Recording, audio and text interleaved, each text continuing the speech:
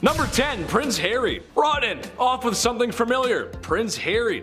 I feel like this man needs no introduction, especially if you were watching the news, say, around circa 10 years ago.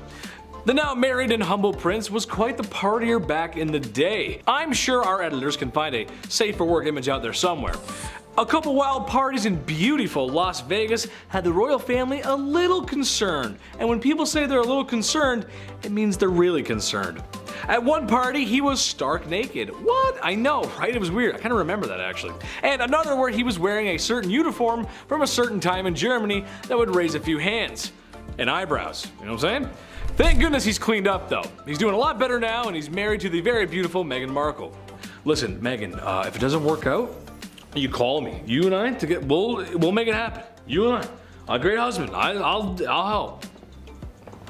Number 9. Prince Edward VII. The spoiled prince's spoiled prince. He's a man who had everything just given to him. The poster boy for silver spoons. Being the son of Queen Victoria comes with benefits. The second Eduardo was born, he automatically became a prince, a duke, an earl of a couple of titles. In comparison, when I was born, it was a cold Canadian morning, and my family was watching through a glass screen at a brand new sweet babe. When one of my family members was holding a double-double said, "Why does he have 3 arms?" I'm just kidding, I don't have 3 arms, but the point I'm making is that I, like many others, simply weren't born into the good stuff. We had to do this thing called work. I know, right? It sucks. Edward lived a life of luxury until becoming king in the early 1900s. The only thing I've been king of is the playground. And that's just because I was big and I pushed everyone off. This is my slide. Get off. Number 8. Prince Charles. Alright, put your tinfoil hats on here, folks. We're going right into it. Okay, so Prince Charles, son of Elizabeth. It's the 1980s. Life is good. Ladies' formal wear has padded shoulders for some reason. Eddie Murphy is wearing red leather, and Milli Vanilli is an acceptable art form and not a fever dream of the past. Good times. So Prince Charles does the most 80s thing ever and marries the most beautiful princess ever to grace us mortals. I mean, come on, look at her. She was gorgeous. So it makes sense that you'd want to leave the most beautiful princess in the whole world after having 2 kids, right? Okay, but how? How do you leave Princess Diana? How about perhaps, maybe, kind of, sort of, might have been plausible that Prince Charles organized her car accident, which resulted in her passing. For him, Princess Diana was a warm-up. Oof. For others, she was an inspiration and a conversation starter for middle-aged women across the Midwest. Do you remember where you were when Princess Diana passed away?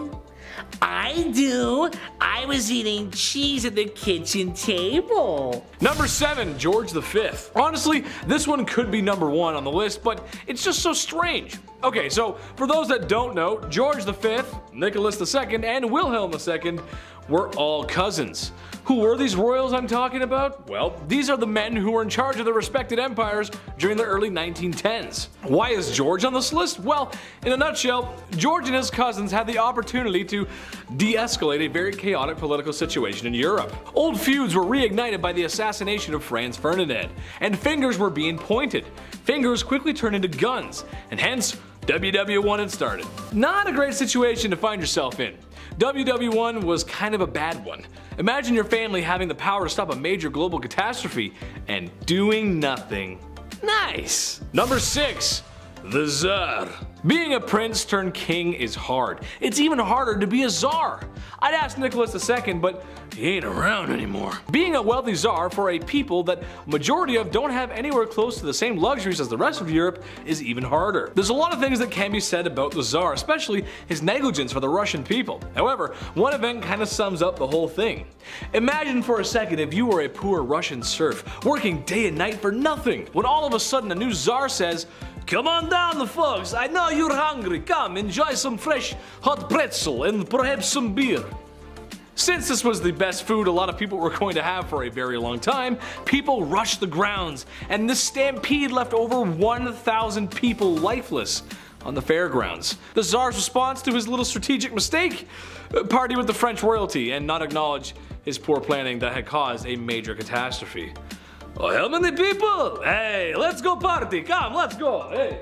Number 5. Caligula. We all heard of the Gaius Julius Caesar Germanicus, also known as Caligula, one of the great Roman emperors but also one of the most vicious and dangerous. Caligula was known as the Mad Roman Emperor as he tormented and tortured so many in his lifetime. From torturing senators, fellow soldiers, and more, his type of rule was considered so egregious that his reckless behavior as a ruler was one of the many factors Rome would fall. After all, Cornel West did once say, "You can't save the people if you don't serve the people, and you can't lead the people if you don't love the people." But with that being said, Caligula, as many examples of royals who prioritized the wrong things, was more obsessed with his horse, to the point where he appointed his horse to the high office of consul. I don't know what kind of meeting that would be with a horse at the table, but I am curious. Regardless, he was assassinated before he could do so. Number 4. Ferdinand I of Naples. Now, we all love a good trophy for our achievements. It means we did something we should be proud of, and for Ferdinand, he did just that. He had the tendency to be a little bit too prideful, like maybe concerningly. You see, this king had zero compassions when it comes to battles and his enemies. He was sadistic, and although he had political sense and was brave, the king of Naples was truly brutal and inept. Once he dealt with his enemies after tricking them and promising them false amnesty, he had them murdered instead. After the deed was done, he would have them mummified and added to his museums of mummies in their clothes. If he felt he was developing any more enemies, he would invite them over and give them a house tour. That way it was a morbid and effective way to show them, you don't want to mess with me. Number 3. King Henry VIII. Imagine you were a servant at the royal palace and suddenly you were told you got promoted to work for the king directly.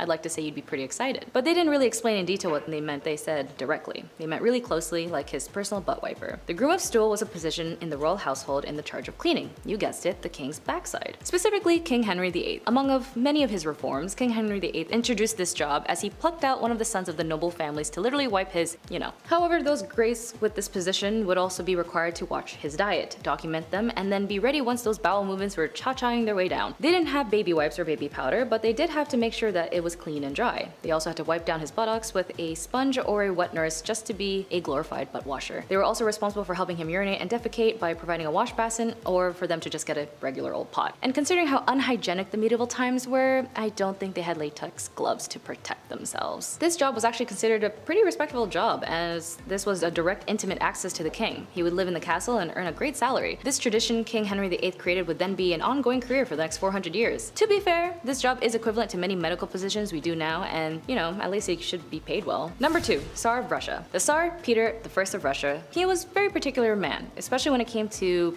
people's faces. Although the Tsar was credited with ensuring the reforms in Russia and one of the leading powers growing in Europe, he was also very inconsiderate, even to his friends. Rumor has it when he was invited to a diarist John Evelyn's home, he wrote that he made it his court and palace and then trashed the place, aiming pistols at portraits and destroying the gardens. Among his reforms, he also implemented a beard tax, which means he would line up members of his staff and the entire Russian army and shave their face one by one. He did so because he demanded that the entire country follow suit, as there was a law that countered the Russian Orthodox Church belief that a bare face was blasphemous. King Charles II. Majority would love the idea to live forever or be immune to illnesses, but for King Charles II, he had it arranged to have the mummies in Egypt taken back to be made into medicine and eat them. Yes, people, the European royals ate the royal mummies of Egypt. Considering the early 1900s, mummy mania was the dichotomy of fascination for many, many years, from the Middle Ages to the 19th century, and considering the era, ancient Egyptians were considered one of the most advanced civilizations around the world. So with that being said, the idea of seeing these eternal mummies, Europeans would prescribe ancient mummies as a medicine. Ground the skeletons of their remains would be used as to treat illnesses, headaches, or even the plague. And so with the king consuming the mummies, it was left the impression that the royal and the social elite, it seemed appropriate to eat other royals. But it wasn't just King Charles II either, by the way. Apparently a lot of royals did this too, like William II of England, Francois I of France, and Christian IV of Denmark. All cannibals when it came to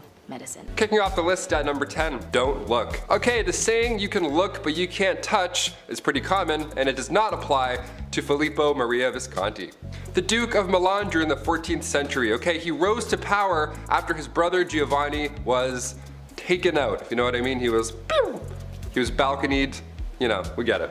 He was known to be extremely cruel and many were unhappy with him, so it didn't come out of nowhere per se. Doesn't mean it was right, but he was not a nice guy by any means at all. So now Filippo had to take over come 1412. Filippo was better than his brother. He helped reorganize government finances. He got the silk industry up and running, okay? So he was doing things that were helping the economy. He ended up passing away like many years later, 30 years later almost, of natural causes. Nothing like his brother at all.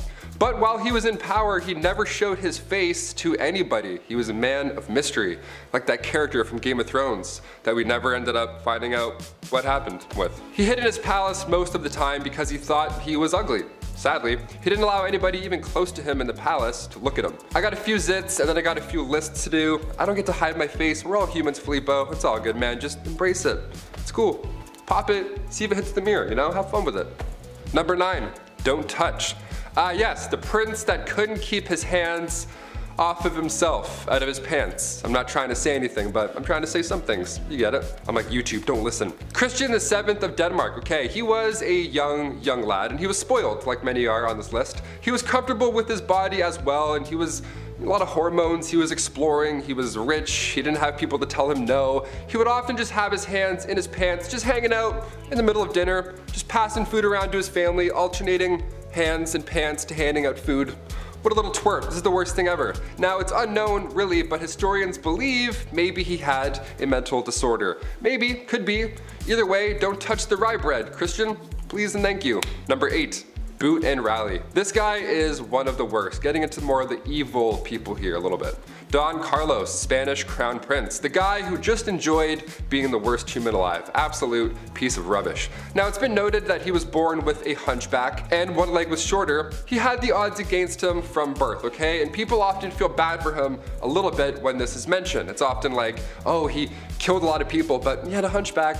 Yeah, don't feel bad for him. Don Carlos was made hero of the opera by his dad, Philip II of Spain, okay? He was set up to marry Mary Queen of Scots. He was fine. And he would still hurt people a lot because it was fun. He would roast animals that were alive for fun.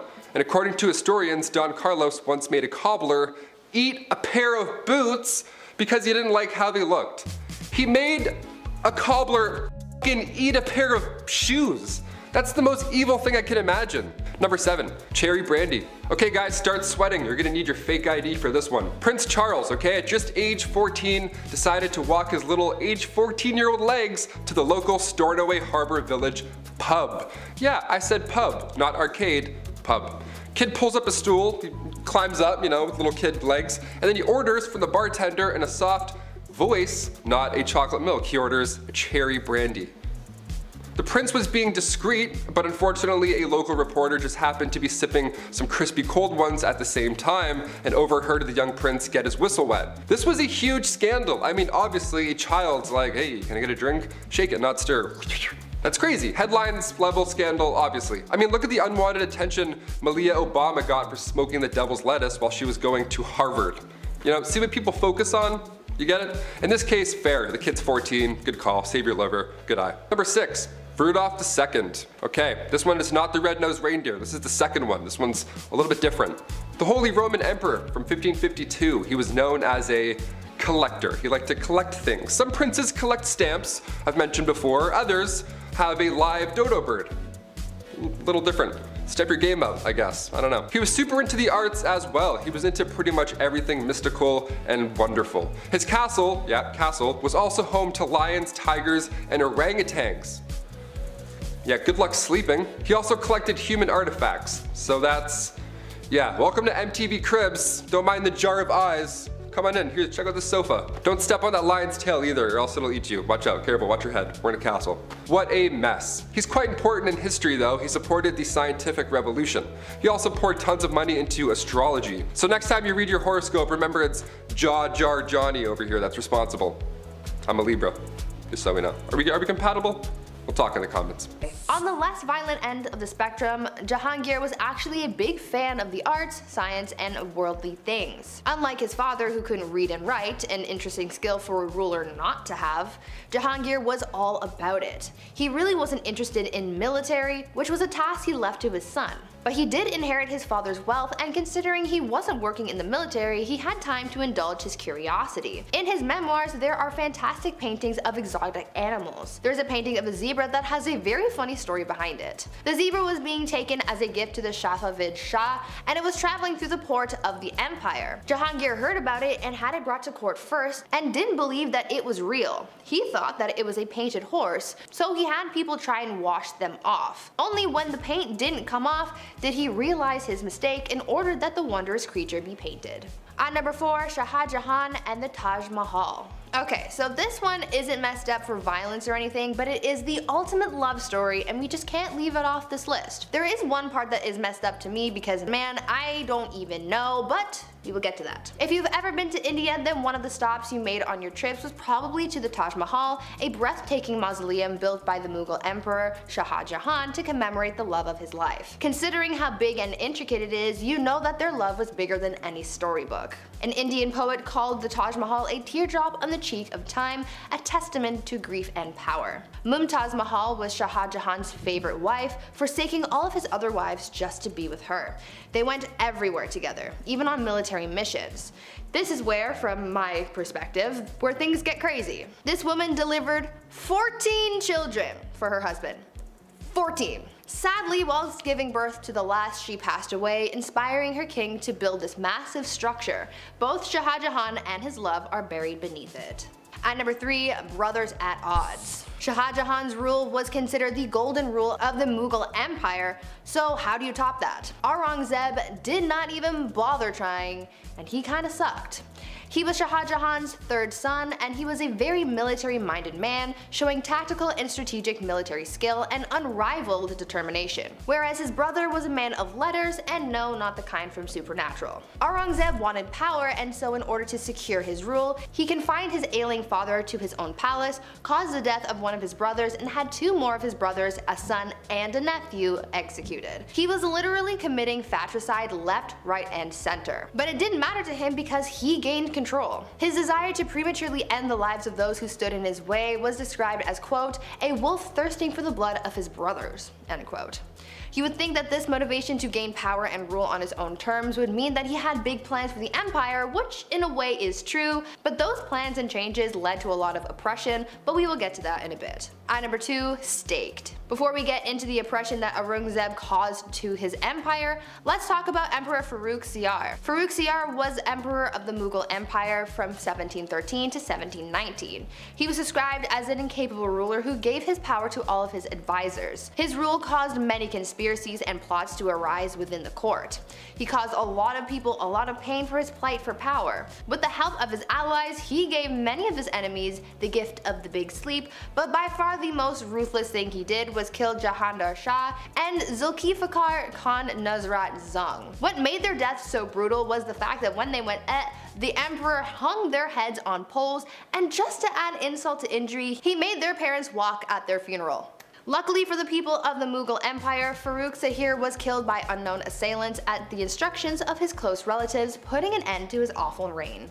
And finally, at number 1, the Great Oppressor. Aurangzeb's rule sort of had 2 chapters to it. At first, Aurangzeb was a capable ruler of a mixed Muslim-Hindu empire who was feared yet respected for his vigor and skill, but around 1680, Aurangzeb's rule changed drastically in both policy and attitude. His once unified people of both Muslims and Hindus broke apart, and people of Hindu faith became subordinates, not colleagues. On top of that, Aurangzeb added some more oppression to the mix and not only destroyed Hindu temples, but he also reimposed the jizya tax on non-Muslims, after the tax was initially banned by Emperor Akbar. For the first 20 years of Aurangzeb's rule, he did not impose a tax, but all of a sudden he started demanding these payments, and historians believe that Hindu uprisings are what caused the emperor to act harshly towards the non-Muslim population. This discrimination caused a revolt to unfold that Aurangzeb's third son supported. Aurangzeb spent his last 50 years taking his aggressions out on the Hindus in the empire, and it's for this reason that he is remembered by many as a tyrant.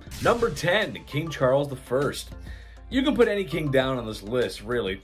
People weren't as kind and loving as we are now. Or well, less cruel, I guess.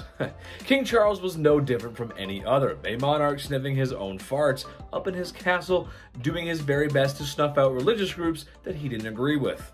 A lot of guys were like that. It's brutal, but that's history, folks. Well, one such measure he took, I think, was so wrong, so heinous, and so criminal, and so offensive that he should have been locked up for life. During the 1600s, this man, in an effort to curb religious views, outlawed Christmas. Yeah, that's right. Outlawed Christmas. That means no gifts, no tree, no Santa Claus, no turkey, no stuffing, no nothing. This was quickly dissolved after he was removed from office. And yes, I know Santa Claus wasn't there then, but it's Santa Claus, it's Christmas. Can't have Christmas without Santa Claus. Number 9, William the Conqueror. You've all probably heard the name William the Conqueror. Battle of Hastings, illegitimate son of the king fighting for the throne, very violently too, I might add. However, today I want to talk about his dating skills. Look, dating can be hard. I get that. There's a lot of anxiety, especially when self-image comes into play. Ooh, I'm too fat. I hate my nose. And what are these legs? Ugh, no one's gonna like me. Everyone thinks like that. And it's always usually right before a date, too. You could be staring in the mirror and then all of a sudden all your bruises, pimples, and blemishes seem to show up out of nowhere. It's weird how that works. Well, William was different though. He was more confident. He didn't have confidence issues like the rest of us. To quote a brilliant chemist, he was the one who knocks. As the story goes, he was quite fond of one lass. She was not fond of him. Classic story, really. So, after trying to court her several times and failing, he decided to drag her on the ground by her hair until she said yes. Don't do that. That's bad. Number 8, Genghis Khan. I don't think some folks realize just how brutal this guy really was. I mean, if you've ever played the Ghost of Tsushima game on PlayStation, then you know exactly what the Mongol horde is capable of. Naughty things. The man carved out most of Asia and parts of Europe. In one battle, allegedly, taking the lives of 1 million people. And all that remained was a mountain of bones and human fat. Ugh, gross. He's been known on how not to treat a lady and reportedly liked to use his young and newest soldiers as arrow fodder by creating human shields with them. A lot of conscripts in his army were often taken from villages that he conquered. It's kind of how he kept the machine going. So either fight with me or that's picture wrap for you. What a nice guy. What a swell nice guy. Jeez. Number 7, Galeazzo Maria Sforza. This guy was just bad. Like all bad. Not like Deadpool where he does some bad stuff for good reasons, anti-hero kind of guy. This guy is just straight bad, straight evil. In one story of the Disturbed King, he had a rival's hands chopped off. No more tennis matches. He left prisoners in hanging cages and even had a priest that made a prediction about him that he didn't find all too flattering in prison with little food and water. It got to the point where the man had to eat his own refuse. So if you cross Galeazzo Maria Sforza, don't do it. Number 6, Ivan the Terrible. I'm not that familiar with Russian history before the year 1900, but there is a lot to unpack. It's not all Lenin and hammers and sickles and such. Ivan the Terrible was the first Tsar of Russia, and he was quite the specimen. From having struck his daughter-in-law and unlifing his son in a fit of rage, he was one nasty dude. However, I believe the story of him in St. Basil's Cathedral is more noteworthy. As the story goes, Ivan commissioned an architect to build St. Basil's Cathedral. If you've ever seen it, you know how gorgeous it is. All the onion palace buildings and whatnot, you know what I'm talking about. Ivan was so impressed with the architect's work that he had his eyes gouged out so that no one could ever build another structure or gaze upon another structure as magnificent as the cathedral. That's hardcore, dude. That's pretty hardcore. So if you do a bad job, he probably would have got rid of you, and if you do a good job, he'll still get rid of you. Number 5, domestic disturbance. William the Conqueror was one down bad dude. The illegitimate ruler to the throne left a bad taste in some people's mouths, and was just as ruthless in silencing those rebellions that were always uprising against him as he was with the famous battles he was a part of, like the Battle of Hastings. But what I think he should be remembered by is the way he asked Matilda to marry him, or rather the extreme measures he took when she refused his advances because he was an illegitimate leader. William dragged Matilda by the hair out into the middle of the street and beat her until she agreed to marry him. I don't have to tell you how messed up that is, and I sure hope I don't. Number 4, Nero Sauna. The Romans were kind of a big deal, especially if you're into history. Large city, culture, and some other structures are still around today. That's kind of cool. But while the city of Rome may have been the best city on earth at the time, Romans themselves could use a little work. Meet Emperor Nero, the vicious leader of Rome who became emperor through ill-gotten gains. However, in what may have been one of the first acts of flexing the male patriarchy, the divorce or forced separation of his wife Claudia Octavia comes to mind. It was a rocky marriage from the start. There was a general dislike from the very beginning, but when Nero remarried, as emperors did, he had Octavia banished to an island, where shortly after she would be suffocated in a hot vapor bath. Her demise was sad for most Romans. Oh yeah, and they tried to make it look like she did herself in. That's messed up, man. Number 3, pedestal. I think in a healthy relationship, you ought to put your partner on a pedestal sometimes. Maybe your partner is drop dead gorgeous. A promising athlete. Really enjoys collecting stamps. You go, little rock star, collect those presidential stamps. However, Emperor Caligula of Rome had some other ideas. He would literally put his wife, who he claimed to love, up on a pedestal stark naked and let his friends in the military gawk and glare at her. He would also say to her that he could end her life whenever he wanted and put a knife against her for no reason. Weird flex, but okay. This guy was awful to everyone as he tormented and unalived so many people. Well, you sure wouldn't want to see his face everywhere, as he liked to do just that. Built statues of himself everywhere because after losing your family to his tyranny and looking at his wife, you need to know who's responsible for all this. That's messed up. Number 2, Duzong Duzong Duzong. That wouldn't really be a great fraternity name, would it? Well, the Emperor of Duzong of China would think differently, as when he was in charge, that's pretty much what the royal court looked like. Enough drinking to keep AA in meetings for 100 years, and enough ladies of the evening to...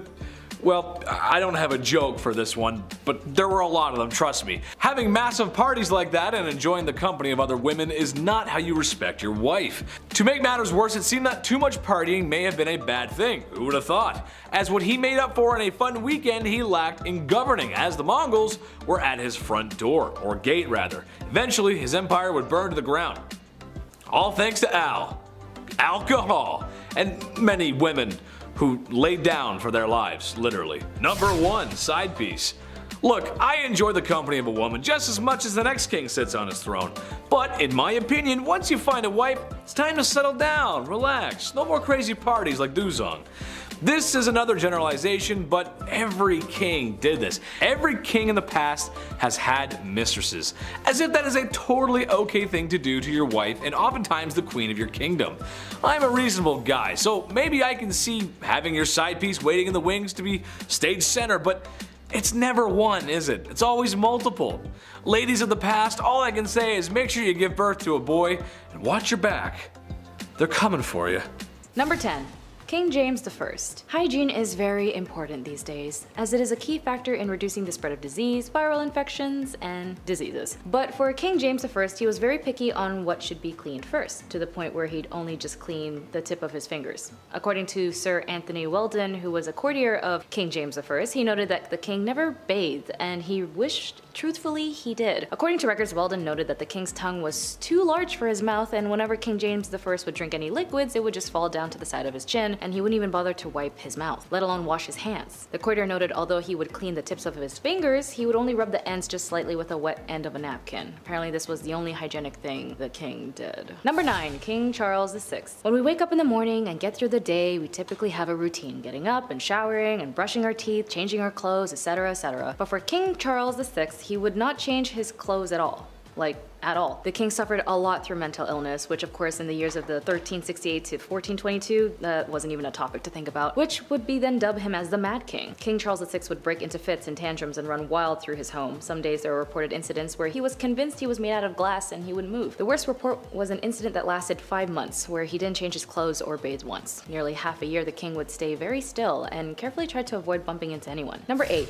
King Louis XIV. As we already mentioned, it seemed that hygiene happens to be a very aggressive topic in this video, and I'm sorry, I promise it's going to end soon. We're almost there, but if you think about it, it's only because a lot of the times hygienics didn't seem much of a priority, let alone something to even think about for some of these eras. It could relate to mental illness, or maybe it was just so normalized environmentally no one thought of it much. But it's no doubt that in history, when it comes to the 1700s in France, the Palace of Versailles was one of the nastiest, smelliest royal palaces. Noted that the royals would go to the bathroom in the corners of the halls and smell horribly. It seemed very apparent that even their king, King Louis XIV, was also one of the most smelliest of royals. He would use his throne, the very throne many royals themselves would sit in, as a toilet as well. He would even use it while conducting court sessions, and one would expect the court to notice the smell, but when Louis XIV was in the room, the stench of so many other people would overwhelm for anyone to even notice. The king only bathed 3 times in his entire lifespan, which was already on the low side by the 17th century standard. The king would try to make it up by smelling like perfumes, as he would be filling the rooms with flowers and dousing himself in perfume. He actually had a specific team designated to creating new perfumes every week. He would also change his clothes 3 times a day, which he truly believed was the only thing that needed to be clean. And like his toilet habits being shown in court, he would also change his clothes in front of everybody. Yes, he would change his clothes in front of hundreds of men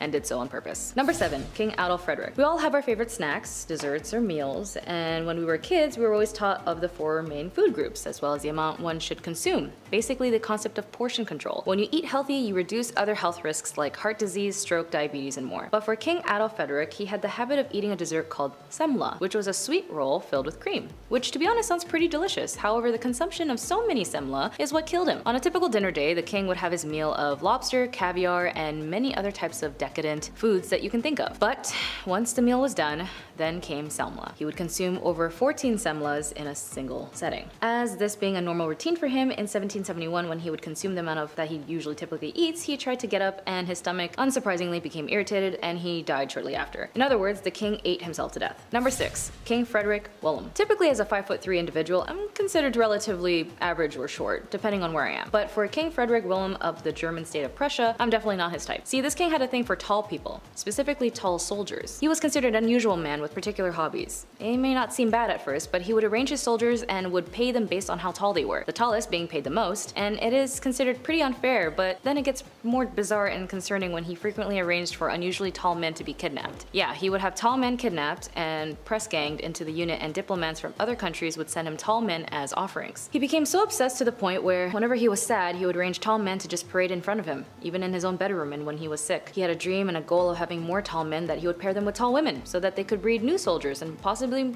more tall men. Sometimes he would even send men to a stretching rack to enhance their height. I know it's a bad joke to say, but I think he'd like that song SZA did about being a big boy. It may not be cuffing season yet, but I'm pretty sure it's always cuffing season for the king. In our number 5 spot today, we have Nero. For this one, we are going to be taking it all the way back to the age of the Roman Empire. When we think back to these times, they weren't necessarily the most kind, peaceful times, but there certainly are some characters that stand out as being particularly brutal, and one of those is Nero. Throughout his reign, he wreaked havoc on the Roman Empire. He burned cities, he killed thousands of people, including every member of his own family, and I mean, we know the inventive execution methods of the past, so you can probably guess at just how brutal all of these were. Most Roman sources give us an almost completely negative review of him in reference to both his personality as well as his reign as a leader. He was called compulsive and corrupt, and it is believed that he is actually to blame for the great fire that burned Rome, but instead he used the Christians as a scapegoat so that they would receive punishments rather than him. In the end, after being declared a public enemy by the Roman Senate and realizing that the rebellion would be lost, he ended up taking his own life at the age of 30. In our number 4 spot today, we have Pol Pot. Pol Pot was the leader of the Cambodian revolutionary group called the Khmer Rouge, and this group, with him at the forefront, went on to try and destroy the Cambodian civilization. This wasn't necessarily how the group started out, but once Paul and others who shared his ideals came to lead it, things quickly became very dark. He is likely one of the only people who ordered a mass genocide in his own country. The reasoning behind all of this is because he believed that destroying the civilization was the best way to start a new regime and bring in a new age. He ended up serving as the prime minister from 1976 until 1979, during which his policies led to the deaths of around 2 million people, which is horrifying. That was about 25% of the entire population. He even liked to keep the skulls of those he had killed. Just gonna say, it seems as though politics was the mask for someone who just really wanted to kill people. There are so many horrific details surrounding him and the things he did,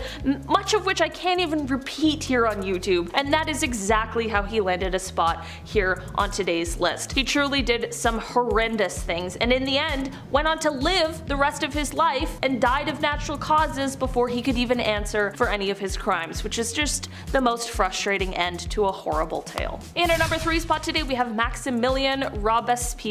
Okay, I'll be honest. This is quite a polarizing one. Maximilian, on one hand, was great. He advocated for universal suffrage, for unrestricted admission to national posts, and he was against racial and religious discrimination. Especially in the time he ruled in, this was huge. Of course people were against him, but in our modern views, he was way ahead of his time in these beliefs. On the other hand, however, he was extremely violent and was the leader during most of the French reign of terror that happened during the Revolution. It is said that during this time he was responsible for imprisoning somewhere around 300,000 and killing somewhere around 40,000. During the Revolution in 1793, he was elected head of the Committee of Public Safety, and from that point on, any voice that was in opposition to the change that was happening was struck down and silenced by him. Throughout the years, his ego and power only grew, which led to him being a little too quick to use the guillotine, his favorite execution method. He was getting a little too cozy with that thing, so much so that he began to use it even on people who had, at one time, been his allies. We saw this clearly when it came to the execution of George Danton, who Maximilian had executed after he suggested maybe chilling out on the whole reign of terror thing. In the end, people caught on to this tendency for violence and horrible punishments, which definitely lost some of his public support, and this was only exacerbated when it was realized that he now had beliefs that directly contradicted those he had earlier, like when he tried to create a national religion called the Cult of the Supreme Being. By the time 1794 came around, he was overthrown, and later that year he found himself being executed by, you guessed it, the guillotine. Not good. No thanks. In our number 2 spot today we have Vlad Tepes. Often referred to as Vlad the Impaler, he was the ruler of Wallachia 3 times between 1448 until his death in 1476. He is often regarded as one of the most important rulers in Wallachian history, and to many he is a hero, and this is not to disregard that. But you don't get a nickname like the Impaler by being a passive, peaceful guy. Vlad was known for his brutality and his love of impaling people, but it is also said that everyone's favorite vampire, Dracula, was modeled after him. This is because it is rumored that Vlad liked to dip his bread in the blood of his enemies before eating it. I prefer a little olive oil and balsamic vinegar with mine, but hey, to each his own I guess. Vlad is known for his intimidation tactics, which included having bodies of those he had killed lined up outside of the city so that any enemies approaching would know what fate they had coming. Like I mentioned before, many regard Vlad as a hero. I mean, it is abundantly clear that he fought as hard as he could to protect Romania and Bulgaria from the Ottomans, but that doesn't mean that the horrific things he did have been forgotten either. Vlad definitely left quite the legacy behind when he was killed in 1476. In our number 1 spot today we have Joseph Stalin. Stalin was a Georgian revolutionary and Soviet political leader who governed the Soviet Union from 1922 until his death in 1953. Despite the fact that he started his time governing the country as a part of a collective leadership, by the 1930s he had consolidated all of the power and went on to begin acting as the Soviet Union's dictator. During his reign, Stalin was responsible for the deaths of over 60 million people, 20 million of them being his own. Apparently the math works out to about 40,000 people per week, which is just unbelievable. For almost 30 years he reigned the Soviet Union with terror and violence. I mean, his decisions led to a famine that killed millions of people. Also, the lives he took weren't just of his enemies. I mean, how could one person have 60 million enemies? He would take the lives of families of people he liked. He just took too many lives, was too paranoid, and while he was powerful and smart, he could also be an absolute monster. This is all perfectly summed up when he said, quote, "One death is a tragedy, a million deaths is simply a statistic." At number 10, some background. The Mughal dynasty in India was founded by Babur, a descendant of the one, the only, Genghis Khan and Tamerlane. After he defeated a sultan of Delhi named Ibrahim Lodi in 1526, Babur was the first step in the Mughal dynasty that would last for over 3 centuries. To say that the empire was immense is an understatement. The empire ruled over 103 million people, probably even more. The Mughals were rooted in Muslim beliefs and were noted for their well-organized government and cultural sophistication. Many of the rulers tried to integrate the Hindus and Muslims under one state, but as we will find out from this list, it was not an easy thing to do, which ended up causing a lot of strife. Many rulers of the empire flip-flopped back and forth between being merciful and tyrannical towards the Hindus, adding to centuries of oppression. At number 9, blinded. Humayun was set to inherit the throne from his father, much to the jealousy of his brothers. He was 23 when he ascended the throne in 1530 after the death of his father. His brothers reigned over different fiefs, but none of them were satisfied unless they had the crown. He also wasn't the best ruler. Humayun was sent into exile for 15 years after he was overthrown by one of his father's generals, Sher Shah. Humayun fled and eventually ended up in Persia, where he built back up an army through his partnership with the Shah. Slowly he took back his land, facing his own brothers who were constantly scheming against him. But Babur, his father, made him promise that he would never lay a hand on his brothers. But his brother Kamran continued to threaten him, and one instance while defending a fort turned on the innocents trapped inside and took their lives viciously. Kamran, not a good dude. Something needed to be done. He eventually catches his scheming brothers, blinds his brother Kamran, and chains his brother Askari. A little messed up, but like, you know, not bad for war. Before I carry on with the rest of the video, make sure you guys are subscribed to the channel and maybe consider leaving a like on this video if you're enjoying it so far. At number 8, Akbar. Humayun continued to deal with the competition of his brothers until finally his reign came to an end, but not in the way that you would expect. He was carrying a bunch of books up some stairs and he accidentally fell, leading to a lethal head injury. His 13-year-old son Akbar had to inherit the throne.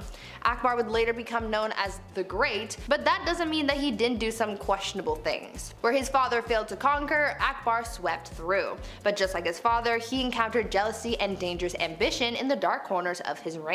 In Delhi, an attempt to assassinate him was made, the bowman nearly missing him. Who was behind it? The slave of a nobleman who recently tried to start a rebellion. But the plot thickens. Akbar's foster brother's mother had further designs to establish power for herself through her son, Adam Khan. Khan actually ended up taking the life of Akbar's foster father, which led to Akbar throwing him down the stairs and therefore killing him. The mother died 40 days later due to grief. Grief over her son or the loss of power? Who knows? At number 7, Jahangir. So this guy was super impatient to become the ruler and was getting tired of Daddy Akbar taking his time. So he revolted. Damn, this court honestly was just rife with rebellion. They never got tired of it. In 1599, while his father was otherwise engaged and away from the palace, Prince Salim led a revolt. During the revolt, he even skinned a man alive. Akbar was pissed about this and wrote to his son and said, quote, "I have never skinned a bird alive in my life, and you have treated a human being in this manner." Jahangir then went on to conspire against a close advisor of his father named Abul Fazl, whom Jahangir killed in a small battle. Despite Akbar being devastated at his son's behavior, he was the only male heir left to inherit, so on Akbar's deathbed he forgave his son and implored the nobles to recognize him as a leader. At number 6, sewed to an ox. Now Jahangir was emperor, but the trouble didn't stop there. I saw some sources recognize him as a somewhat benevolent figure, while others said that he was the exact opposite. He was pretty brutal, and his first task was crushing a rebellion against that which his own son began. Apple, not far from the tree. He was traveling to Lahore when he came across two nobles who were sympathetic to his son's cause, so he decided to punish them in a very peculiar and violent way. He ordered that one be sewed to the skin of an ass and the other to an ox. Now that is messed up. When he got to Lahore to face the rebels, he crushed them and blinded his own son as punishment. A ruler couldn't have any impediments, so therefore his son could no longer pursue the role. Then he hung his son's followers outside of Taxali Gate. Yeah, so even within the confines of war, this guy had some pretty messed up ideas. Number 5. Edward VIII. Edward VIII, aka Edward Albert Christian George Andrew Patrick David, aka the Duke of Windsor, was king of the United Kingdom and all of the British Empire from 1936 until 1936. Wait, what? Not even a full year, huh? Okay, what happened? Edward, the eldest son of King George V and Queen Mary, he was created Prince of Wales on his 16th birthday, just weeks after his dad becomes king. Hey, not a bad sweet 16th, I'd say. Dad becomes king, you become duke at 16.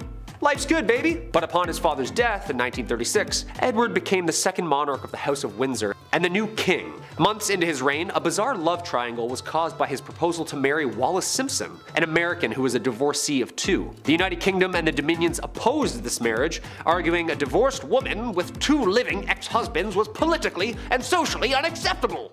So when it became apparent that she could not marry and remain on the throne, he abdicated. He was succeeded by his younger brother George VI. With a reign of 326 days, Edward was one of the shortest reigning British monarchs to date. Hey, guy's a lover. He's got to follow his heart. I hear ya. Number 4. Aristobulus I. The first Hasmonean king of Judea, the eldest of 5 sons of John Hyrcanus. Aristobulus is Greek meaning best advising. Well, not really sure if that name fits, because apparently as to the directions of King Hyrcanus, the country was to be placed in the hands of his wife, and Aristobulus was originally to receive the high priest title only. Aristobulus became both king and high priest, selfish much. So much that he had his mother placed in prison where she starved to death. And he placed his 3 other brothers in prison except for one of them, Antigonus. Aristobulus got sick, forcing him to return home. His brother Antigonus returning home as well. Antigonus arrived in armor, just coming from battle. The queen knows how weak and defenseless her husband is, and paranoid, she conspires to the king. Psst. Yeah, your brother's gonna kill you. And when he arrives, showing off his nice new shiny armor, he's ambushed and killed. Yeah, that's cold, man. Come on, that's cold. Rumors can be deadly, Number 3. James I. King of Scots from 1406 until his assassination in 1437. The youngest of 3 sons, he was born to King Robert III and Annabella Drummond. Again, we have a clear line of succession here. Oldest, then middle, then youngest. Right? His older brother David died under suspicious circumstances during a detention by their uncle Robert, Duke of Albany, and now suspect to the crown. In 1406, James was forced to take refuge in Castle Basbrook, and his now king and older brother, Robert III, now dead from yet again another mysterious circumstance. Talk about a family of power-hungry snakes. Now leaving only the wee 11-year-old James, the uncrowned king of Scotland. Paranoid and fearing for his life against his murderous counsel, James now taken hostage by the British for 18 years as he grows up. After he comes home, paints himself up blue, and assassinates all of his enemies from childhood one by one. Well, almost. James was assassinated 1437 by his other uncle, Walter Stewart. Dude, what's going on here? Just uncles just killing their nephews left, right, and center? Classic. Number 2. James II and 7th? James was King of England and Ireland as James II. He was also King of Scotland as James VII. Talk about spoiled much. The guy's got titles on titles and 37 names. You see, he got that second title from his now dead older brother, Charles II, or King Charles II. That's odd. He was the last Catholic monarch of England, Scotland, and Ireland. He's remembered over the principles of absolutism and the divine right of kings. See, James inherited the throne of England, Ireland, and Scotland from his brother due to the divine right of kings. Long story short, you had to be of the same blood to be royal. You needed to be appointed by God to be considered royal or family. The birth of James's first son and heir raised hell amongst his real firstborn daughter, Mary, and of course her husband, William III of Orange. It was only right for William of Orange to assume the English throne as king and her queen, cause, the whole family bloodline thing. James said no out of selfishness, of course, and after he returned to France, he spent his life in exile, powerless. Hey, the rules are the rules here, James. There's an order of operations here, Number 1.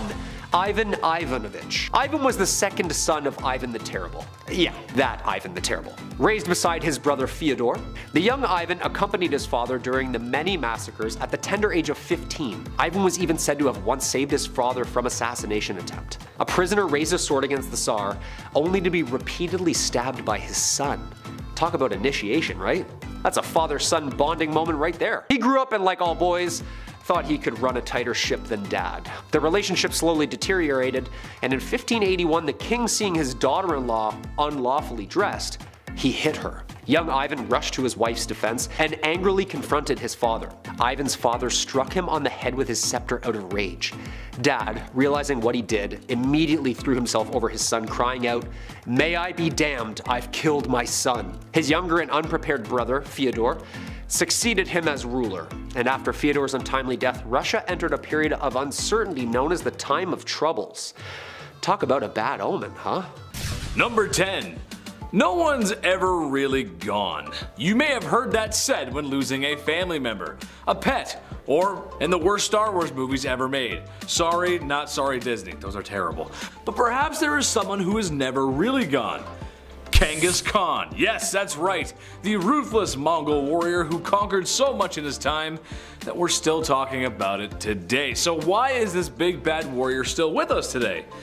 Well, that's because of DNA. Yeah, in his time there was lots of activities going on besides the usual pillaging the village and unaliving those who oppose you.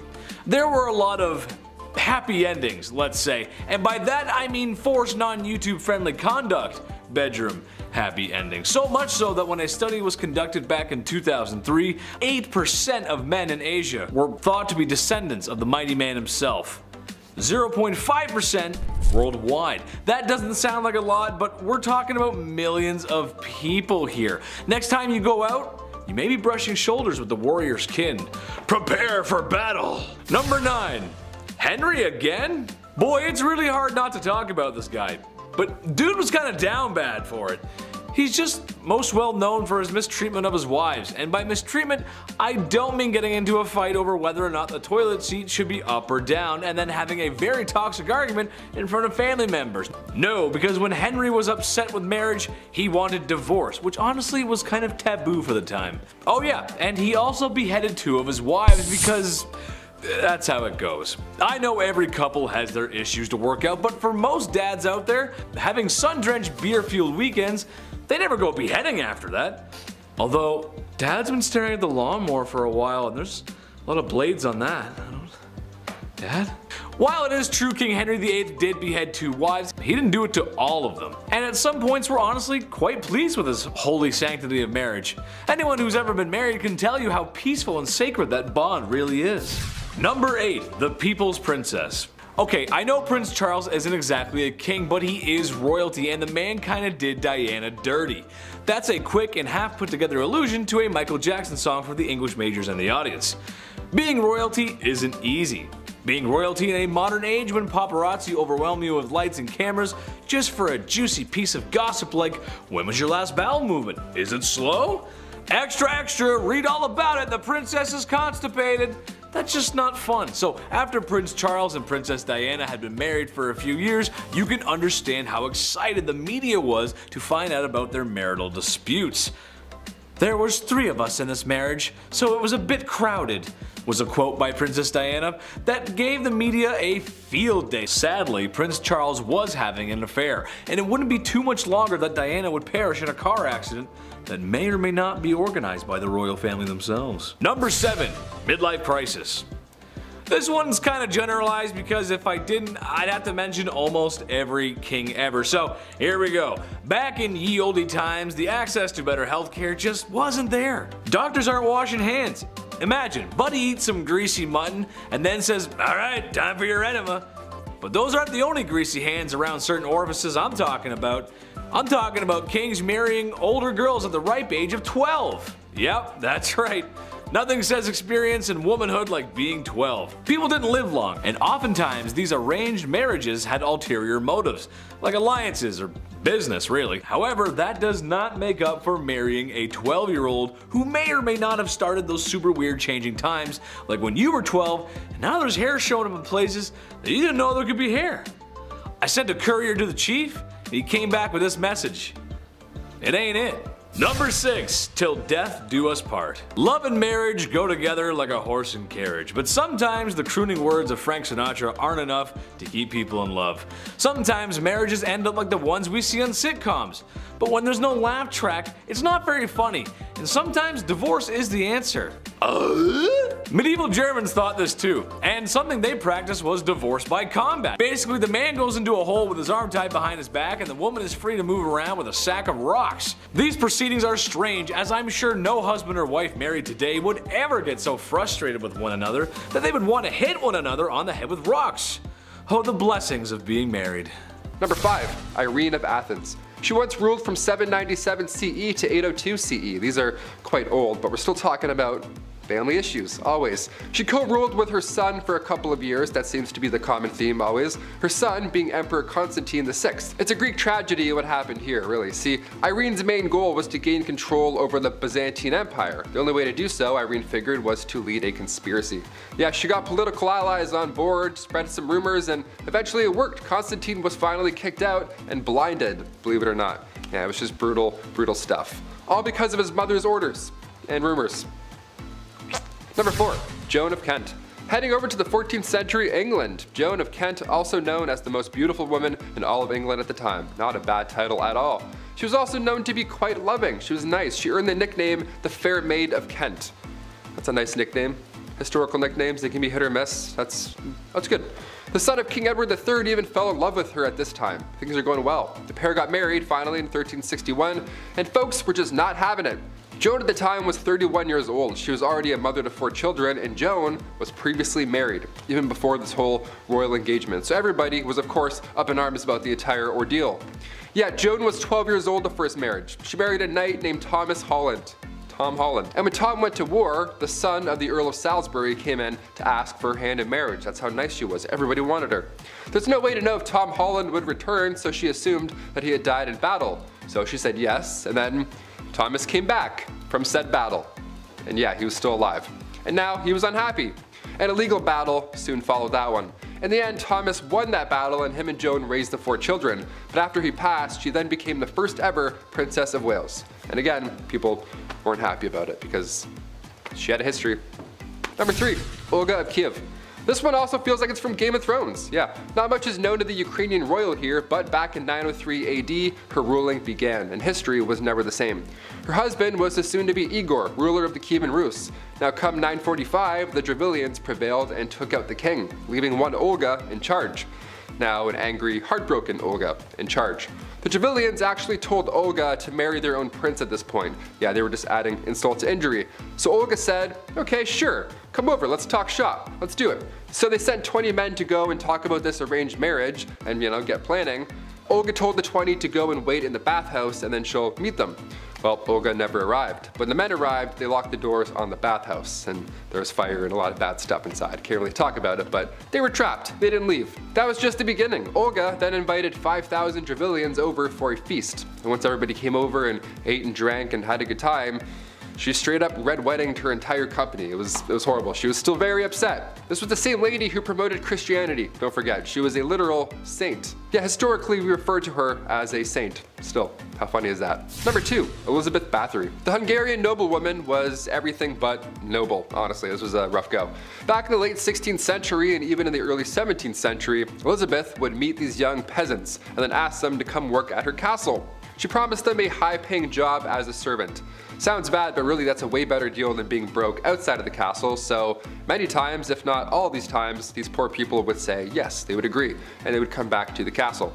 When they arrived to the castle, she would harm them, she would trap them, just bad stuff. Then finally, once she was bored or ready for the next house guest, she would finish them off brutally.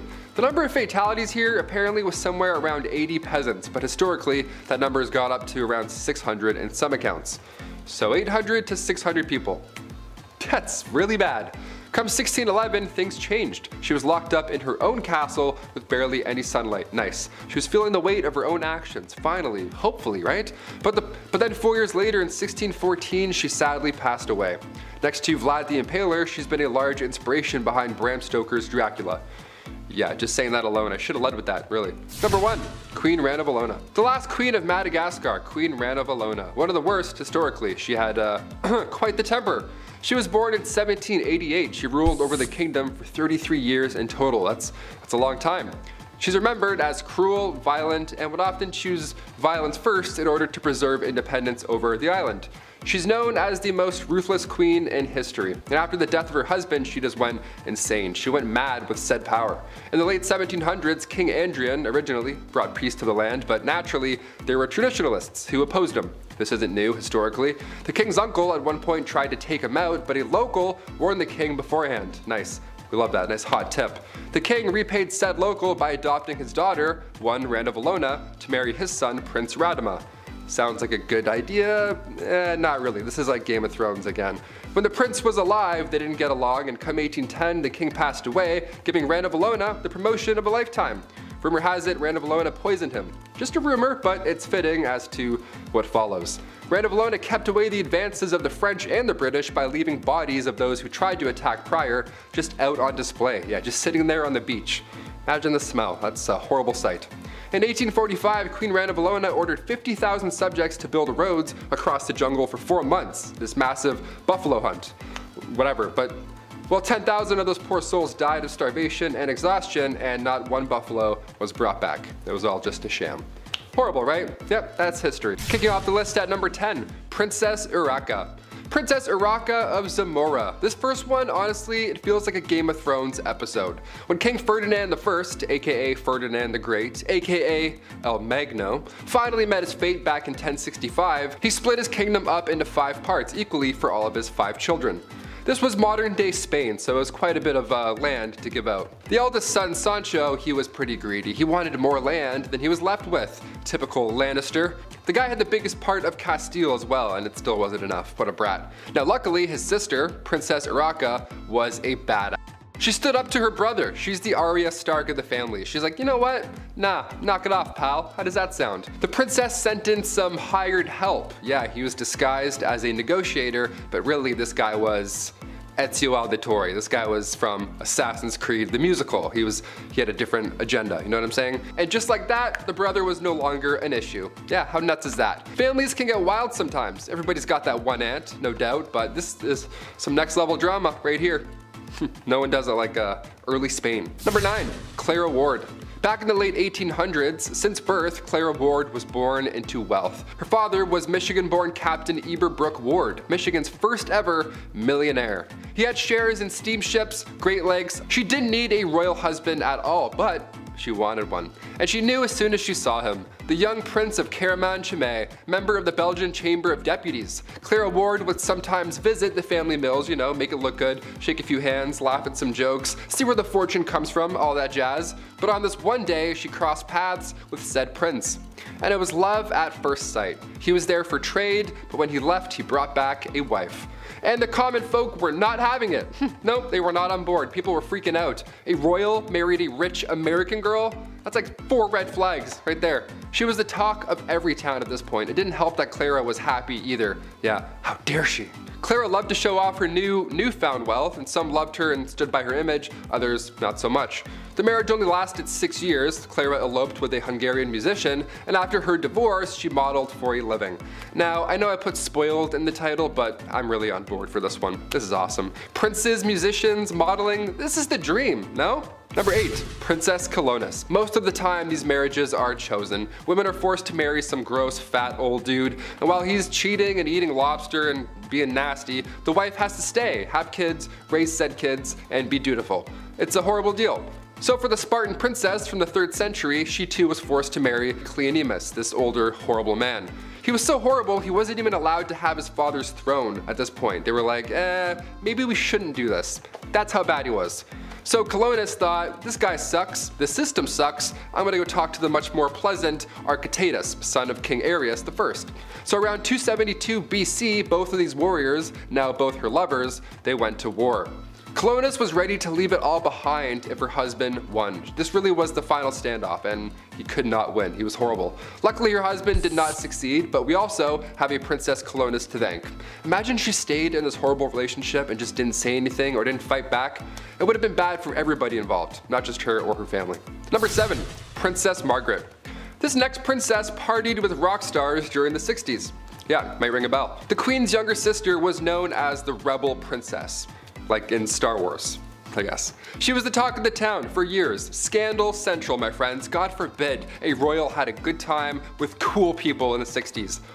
She passed away in 2002, but we're still talking about her love life. For example, Pablo Picasso moved to California in 1955, and he said there's only one possible bride for him, the 24-year-old Princess Margaret.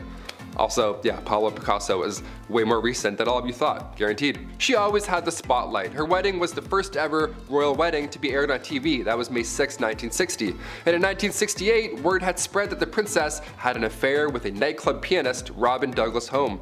And then come 1973, paparazzi got photos, proof of Margaret hooking up with a landscape gardener on her private island. Yeah, how dare she do things on a private island?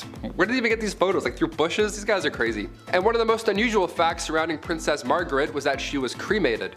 Yeah, she had chosen to break tradition so that her ashes could be shared in the same tomb as her father. Yeah, all these acts historically are unusual. They're unheard of, to party that often, publicly, to break vows, and then even after death still break tradition. To that I say kudos. The woman lived her life the way she wanted to. This is a life lesson, my friends. Unusual acts when it comes to royalty, yeah, we'll talk about that and have a good time, but it's also fair to mention that Princess Margaret also supported more than 80 charity organizations in her lifetime. Yeah, we don't talk about that one though. Number 6, Queen Victoria. If I'm eating, don't acknowledge me as a human being. I sound like an animal when I eat. When I'm really diving in, like holidays, I'm not a human, I'm an eating machine. I don't waste any time, I love food, and if you're a queen and you can eat fast, well, everybody else has to eat at the same pace as you. How lovely is that? This began back in Queen Victoria's time. The queen loved to feast and she didn't waste any time at all. The way the royal family works is that when the queen is done, you're done. Doesn't matter where you are in your meal, if she just puts her cutlery down, everything is going, and then the next course will come in. You can even have one bite. You could be like, okay, here we go, and then it's gone, just like that. All because she could eat a lot of food in a short amount of time. Hurry up, slowpoke. Also, once the queen gave a toast, you couldn't even speak at that point. Yeah, just right down to business, just eating food, that's it. This food would be taken away at lightning speed, so you better get what you wanted fast. You'd only have like 2 minutes, really. I would just put food in my pockets, like it's all you can eat sushi. That's what I'll do. I'll never leave sushi behind, no matter how full I am. Never. That's one rule I'll never break. I'll pocket the rest, always. I'll bring a coat with a lot of pockets. Save a few California rolls for the bus ride home, in case I get a second wind. Number 5, Alexander the Great.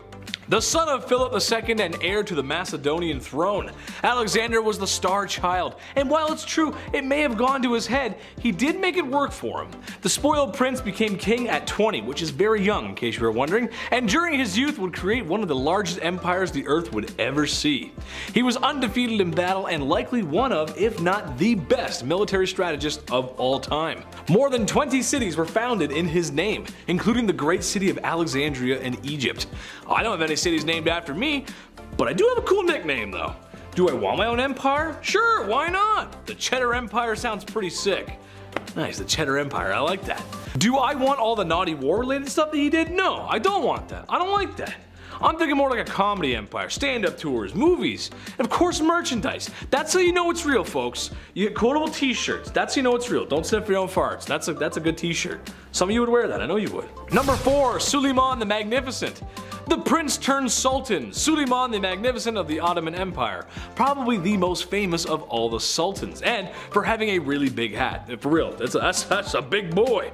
That's a big boy right there. No, he's actually known for taking the Ottoman Empire that was good and making it great, plunging it right into a golden era.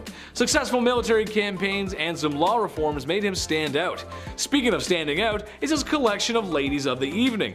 This is the bad part, where it stated that he had 17 personal ladies to service the mighty royal in his time of need.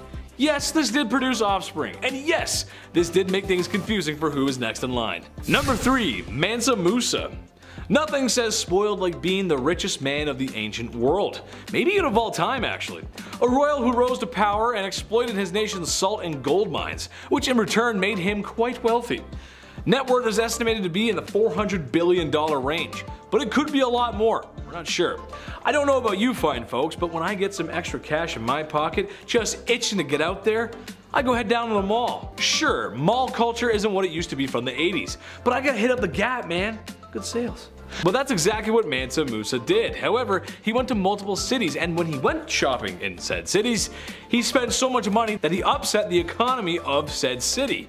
That's just such a baller move, dude. Damn, alright. Okay. Number 2, William the Conqueror. The illegitimate child. A man who most likely would not take the throne since there were others in line. So what does William do? He says, nah, right, I'm the Duke of Normandy. That's Scottish, but we're gonna go with it. I'm the Duke of Normandy, I don't have to take this. Thus began the Norman Conquest, and conquest William did. From the Battle of Hastings to all the other lovely things Williams did, he was the spoiled prince who didn't take no for an answer. What's the lesson on this one? See things through? Or being born into an intertwining European family is complicated. Sometimes swords can solve things. Number 1. Mohammed bin Salman. Here's a modern prince for you. The Crown Prince of Saudi Arabia. There's a lot that can be said, but all that you basically gotta know is that the family, the royalty, is very rich. Arab oil rich. Sure, the British royal family is treated like kings and queens with servants and whatnot, but these guys, whew, they live every day like that, and it is for sure more luxurious than old Bly.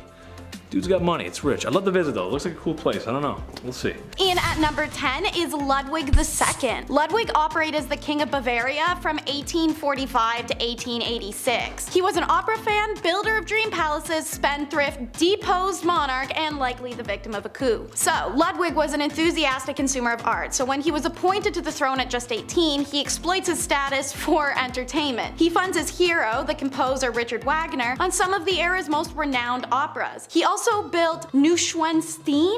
I can't say it properly to save my life, but it's a fairy tale palace on a hilltop. All this lavish expenditure was causing more and more debt in the empire, and so higher taxes. It caused in 1886 conspirators to file a false medical document declaring Ludwig insane and unfit to rule. He may have spent an insane amount of money, but he himself wasn't. So, irregardless, that next morning, Ludwig and his personal physician are found floating dead in a Bavarian lake with no indication as to what had happened to him. One of Ludwig's most famous statements had been, "I wish to remain an eternal enigma to myself and others." Well, goal achieved. Number 9 is Henry V.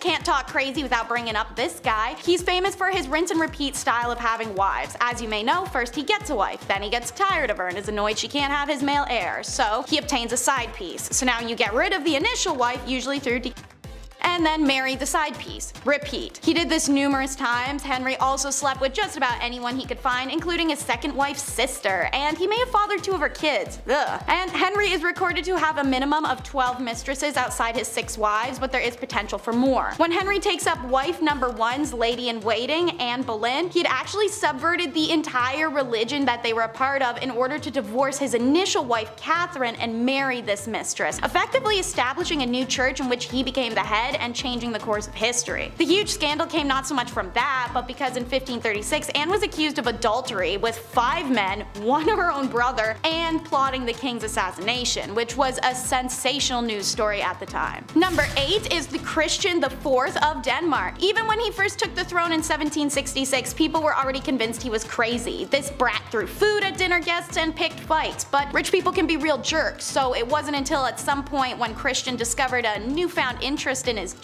that he became an official write-off. This guy became so obsessed with the flicking of the wrist that it interrupted his royal duties. In fact, his court confronted him with the concern that it was affecting his health and could potentially make him infertile or insane, in an 18th century version of "stop that or you'll go blind." Thankfully, he didn't do it in front of visiting dignitaries at first. Instead, he just did other weird stuff like leapfrog to them or slap them without warning or push them over. He'd randomly yelp or holler in the middle of a conversation. Eventually, the court's concern grew true, and Christian was so nuts that his personal physician managed to talk him into handing over the control of executive decision making to himself, also while banging Christian's wife in the background. Christian wanted to keep that appendage to himself, so I guess somebody else had to do the job for him. Or both of them, I guess. Number 7 is a mouthful, Nebuchadnezzar II. One of the greatest Babylonian kings, who I'll be calling Neb for my own sake, won battles against Egypt and Assyrians in his quest to make Babylonia the most powerful city-state. He gained control of trade and Mesopotamia from Syrian and Palestinians. He was powerful and tactical, and for 7 years he wandered open fields convinced he was an ox. This tale of insanity is documented in the Bible. According to Daniel 4:25, Neb had a disturbing dream in which his interpreter told him it meant, "You will be driven away from people and will live with the wild animals. You will eat grass like the ox and be drenched in the dew of the heavens." This prophecy fulfilled itself 12 months later when Neb fled from civilization suddenly. It's quoted he began eating grass like an ox. He became wet from dew. His hair grew long like feathers of an eagle, and his nails grew long like claws of a bird. Then at the end of that time, which was 7 years as mentioned, he says, "I am I'm Neb. I looked up toward the heaven and I was right in my mind again." Ironically, there's actually a medical term for this, Boanthropy is a psychological disorder where a sufferer believes they are a cow or ox, so I guess this happened enough times for a term. Number 6 is a wacky dude, Ibrahim of the Ottoman Empire. Ibrahim's scandals are more ridiculous than empire crumbling. He was known for a deep, passionate love of plus-size women. Not in a I like 'em thick kind of way, but Ibrahim's juices started flowing for obese women. So this sultan had his agents track down the largest woman in the entire Ottoman Empire, said to have weighed about 280 to 300 pounds. The sultan was so delighted by her he gave her a high government salary and the title of governor of Damascus. Also the cute nickname Seke Pere, which translated means a piece of sugar. Ibrahim wasn't even fully right in his mind before taking the throne. In the Ottoman Empire, it was normal for sultans to slaughter their entire family to ensure there are no corruption or attempts for the throne. Ibrahim's older brother actually let him live because he seemed so mentally ill, even as a prepubescent, to ever even be a threat to the throne. Which, by the way, Ibrahim only ever got because his brother died prematurely without heirs. So after drowning 280 concubines for having another man touch them and feeding tons of gold coins to fish in his palace pool and some other weird stuff, his reign was cut short when a coup led by the Ottomans' highest religious leader, as well as his 6-year-old son, had him strangled. Number 5. Not immortal. Qin Shi Huang was trying to find the key to immortality, and in doing so, he met his fate. Ironic, I'll say it, it's ironic. The first emperor of China caught wind of old myths about immortality and these 3 spirit mountains in the sea. And living on these mountains were these immortals, like a Marvel comic book. It's crazy that he actually thought this. So he searched for what's called the elixir of life. Yeah, like something from Legend of Zelda. Sounds pretty interesting. He once sent hundreds of young men to this Penglai mountain and they were sent to retrieve this elixir. They were sent to find it. Now, they never returned. Maybe it has something to do with the fact that the contact they were supposed to meet was a 1,000-year-old magician. They're like, he's not here. Weird. His next plan was to get his own alchemist to make immortality pills, but unfortunately, they were made of mercury. So those pills were the cause of his death. Don't eat pills. Or talk to alchemists. We don't need those guys anymore, I don't think. Number 4. King Ludwig II. This young lad has numerous castles built for him to resemble fairy tales. How neat. Nobody really knows why he was so obsessed with castles in the first place, but he had the budget to make them, so now he's important and remembered in history. He designed them after his favorite fairy tales. I'll be honest, I kinda love this. Ludwig was only 18 when he later became the King of Bavaria in 1864, and then he had the green light to do this wild teen DIY project, making castles, as in more than one, each of them inspired from romantic literature and his early days with the family at the opera. Wow, his early days at the opera. Must be nice, Chris. I made pillow forts growing up. Does that count? I don't know, kid was a dreamer. So are we all. He would spend his nights in one castle looking through a telescope at his other castle being built. People are hauling bricks up a spiral staircase and he's just watching from his bedroom like, yes. Careful, lift with your legs, He should have spent less time looking at fairy tale castle blueprints though, because 2 years later in 1867, he went through a horrible defeat. That's mostly why he's known. Castle boy. Number 3. Farouk I. The youngest son of Egypt's first king, Fuad I. He was born in 1920 in Alexandria, and in his early days at school he couldn't concentrate. The king sent him to England to hopefully find a new way of teaching and learning, something that works for him, but still no luck. Once the king ended up passing away in 1936, you know what's up, Farouk ended up getting the throne. But also he had so much more property. He had hundreds of fancy cars, 75,000 acres of land, he had everything. But still, he felt like he needed to take more. Classic. So at just 17 years old, he would slam a bunch of eggs for breakfast, wash it down with bottles of beer, like 30 bottles of beer, just nutritious and delicious in all the wrong places.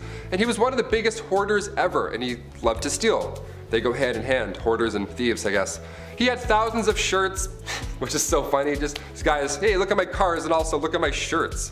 This is Animal Crossings, apparently. He had 50 diamond-studded walking sticks for some reason, and like a prince, he too collected coins. One of the most bizarre things of Farouk was that he liked to steal. He pickpocketed Winston Churchill once. Guy's insane. Number 2. No fun. This is the worst of the worst people. Murad IV, Sultan of the Ottoman Empire. The guy banned coffee like a piece of shit. He was born in 1612, and for the most part his mother was ruling through him like some kind of Game of Thrones plot because he was so young, he didn't really understand it. He didn't know politics, he was just like, chocolate milk. And when he got a little older, he put forth these laws punishable by death, because why not, in order to get things back on track, make himself more, you know, of a leader, I guess. So he banned coffee, tobacco, and alcohol. Just no fun, absolutely. Have fun at prom, I guess. He would actually disguise himself as a civilian at nighttime and wander around aimlessly in hopes that he would catch you drinking a coffee in the middle of the night. And then if you were caught, God forbid you're having a smoke break after work, you weren't arrested, you didn't get fined. Rod IV himself would just take off your head right there in the streets. And then your head would just roll down a road because you had a dark roast. What an asshole. And finally, coming in at number 1, Caligula. Running the clock back to 12 CE, Gaius Caesar, aka Caligula, aka the Roman Emperor at the time, apparently he was close with his horse. Some say he was a little too close, but I'm not going to get into that. I had 2 dogs growing up, I would rather die for those little piggies, alright? And if I had the money, yeah, I'd probably make them a house as well, made of marble. He gave his horse a marble stall, and it got to the point where they were so close, they were homies, they were so tight, that Caligula was about to appoint the horse to the high office of council. But he was taken out. He was, I can't say the word, but he was pew from afar.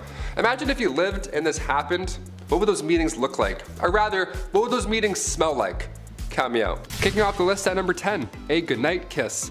We'll start off funny, okay? History can be funny sometimes, even when it's not meant to be, and it's meant to be completely serious. I can't help but read this information and laugh.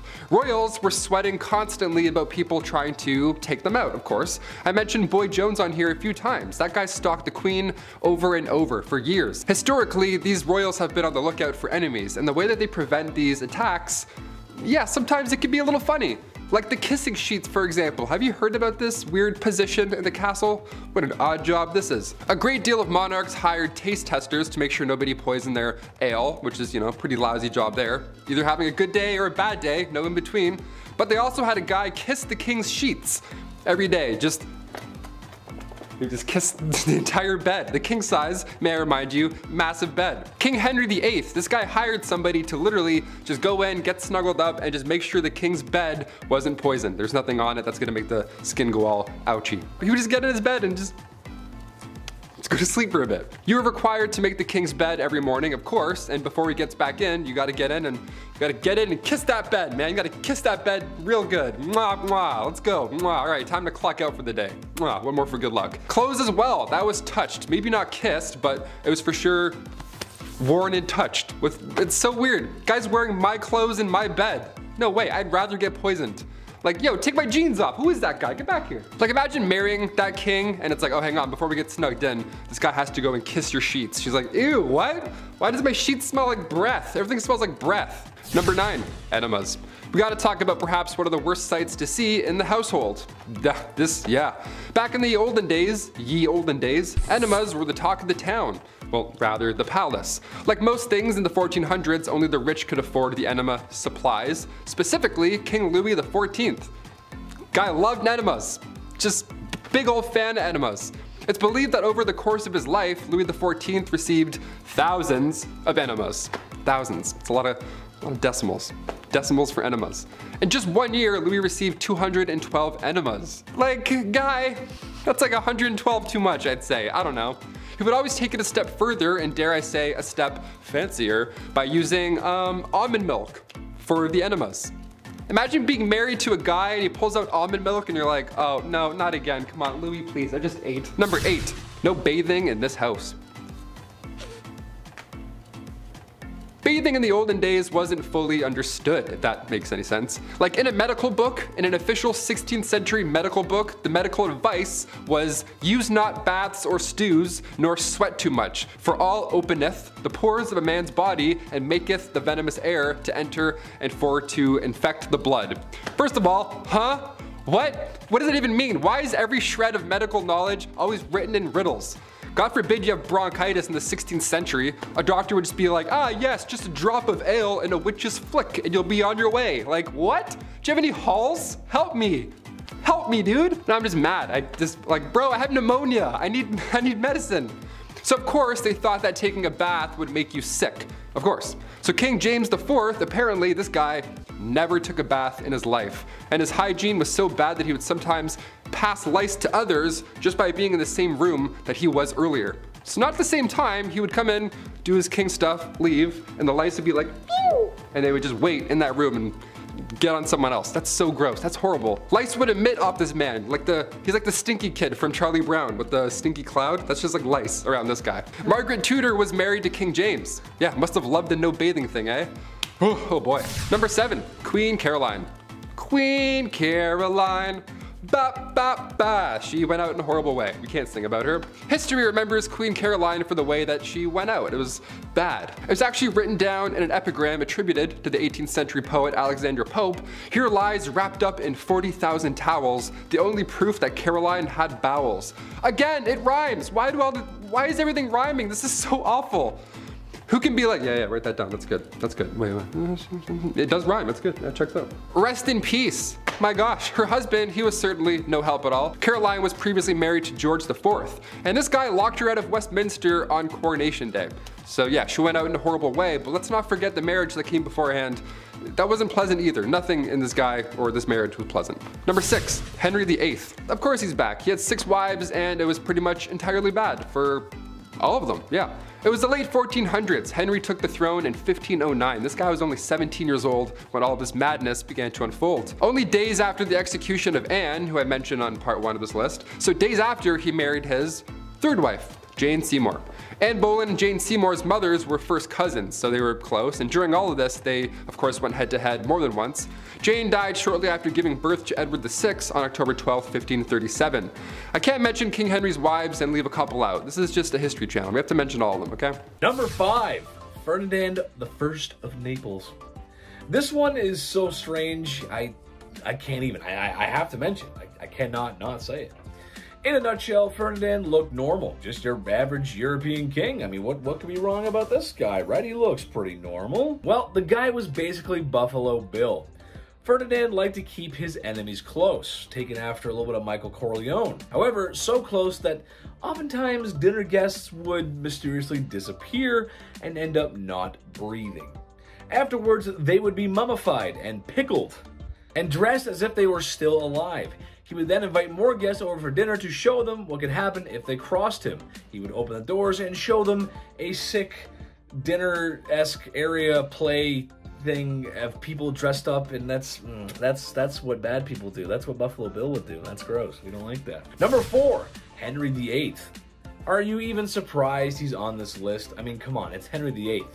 But I support all healthy marriages and I support healthy divorces.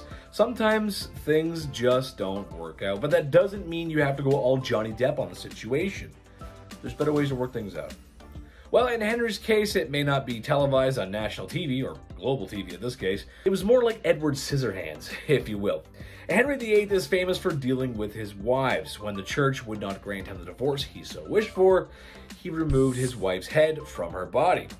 And then he remarried and divorced another, and then another one lost her head and then divorced another, and then finally he passed away and the wife lived on. It makes sense, sure, that's...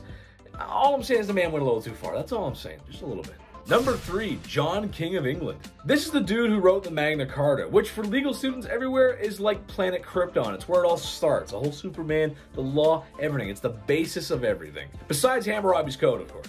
Well, it's not like he signed it very enthusiastically, and the man really wasn't the nicest. He's also known for taking 22 of his most noble knights and throwing them away in a dungeon until they starved and didn't wake up for, well, no breakfast. He betrayed his brother, Richard the Lionheart, the very famous Richard the Lionheart, who also wasn't very nice either, and is suspected of being the mastermind behind the delifing of his nephew. Ooh, talk about family scandal. Number 2, Napoleon Bonaparte. I know, hear me out though. The story of France and Napoleon is one for the history books. I mean, really, it's so strange. Imagine a country that violently overthrows its king and queen, and then while in the middle of that, which could be described as the worst political strife in history, you then go to war, which, if you know how that, it's not a good idea. You're probably gonna lose. Except Napoleon didn't lose. Napoleon took France to war like 5 times within a short time period and won most of them. It's pretty good. Well, good for winning, not good for the people that didn't make it. That's when he declared himself Emperor of France and kind of lost his way, which it's stupid because it defeated the whole purpose and point of the revolution and the democracy that the people were so fighting for. Eventually, the international community caught up with him and banned him to an island twice. Because he came back and said, I'm back, and then, no, back to the island. Go back, you're going back. Number 1, Elvis Presley. Look, I know, it's Elvis, but he's the king of rock and roll, man. You can't go wrong with Elvis. Plus, it kind of works too, because I think people have a really good image of him, but he actually wasn't. You'll see. He is the king of rock and roll, to be fair, and he's more famous than any king on this list, actually. But the king of rock and roll isn't so squeaky clean, and certainly not a stranger to crime and scandal.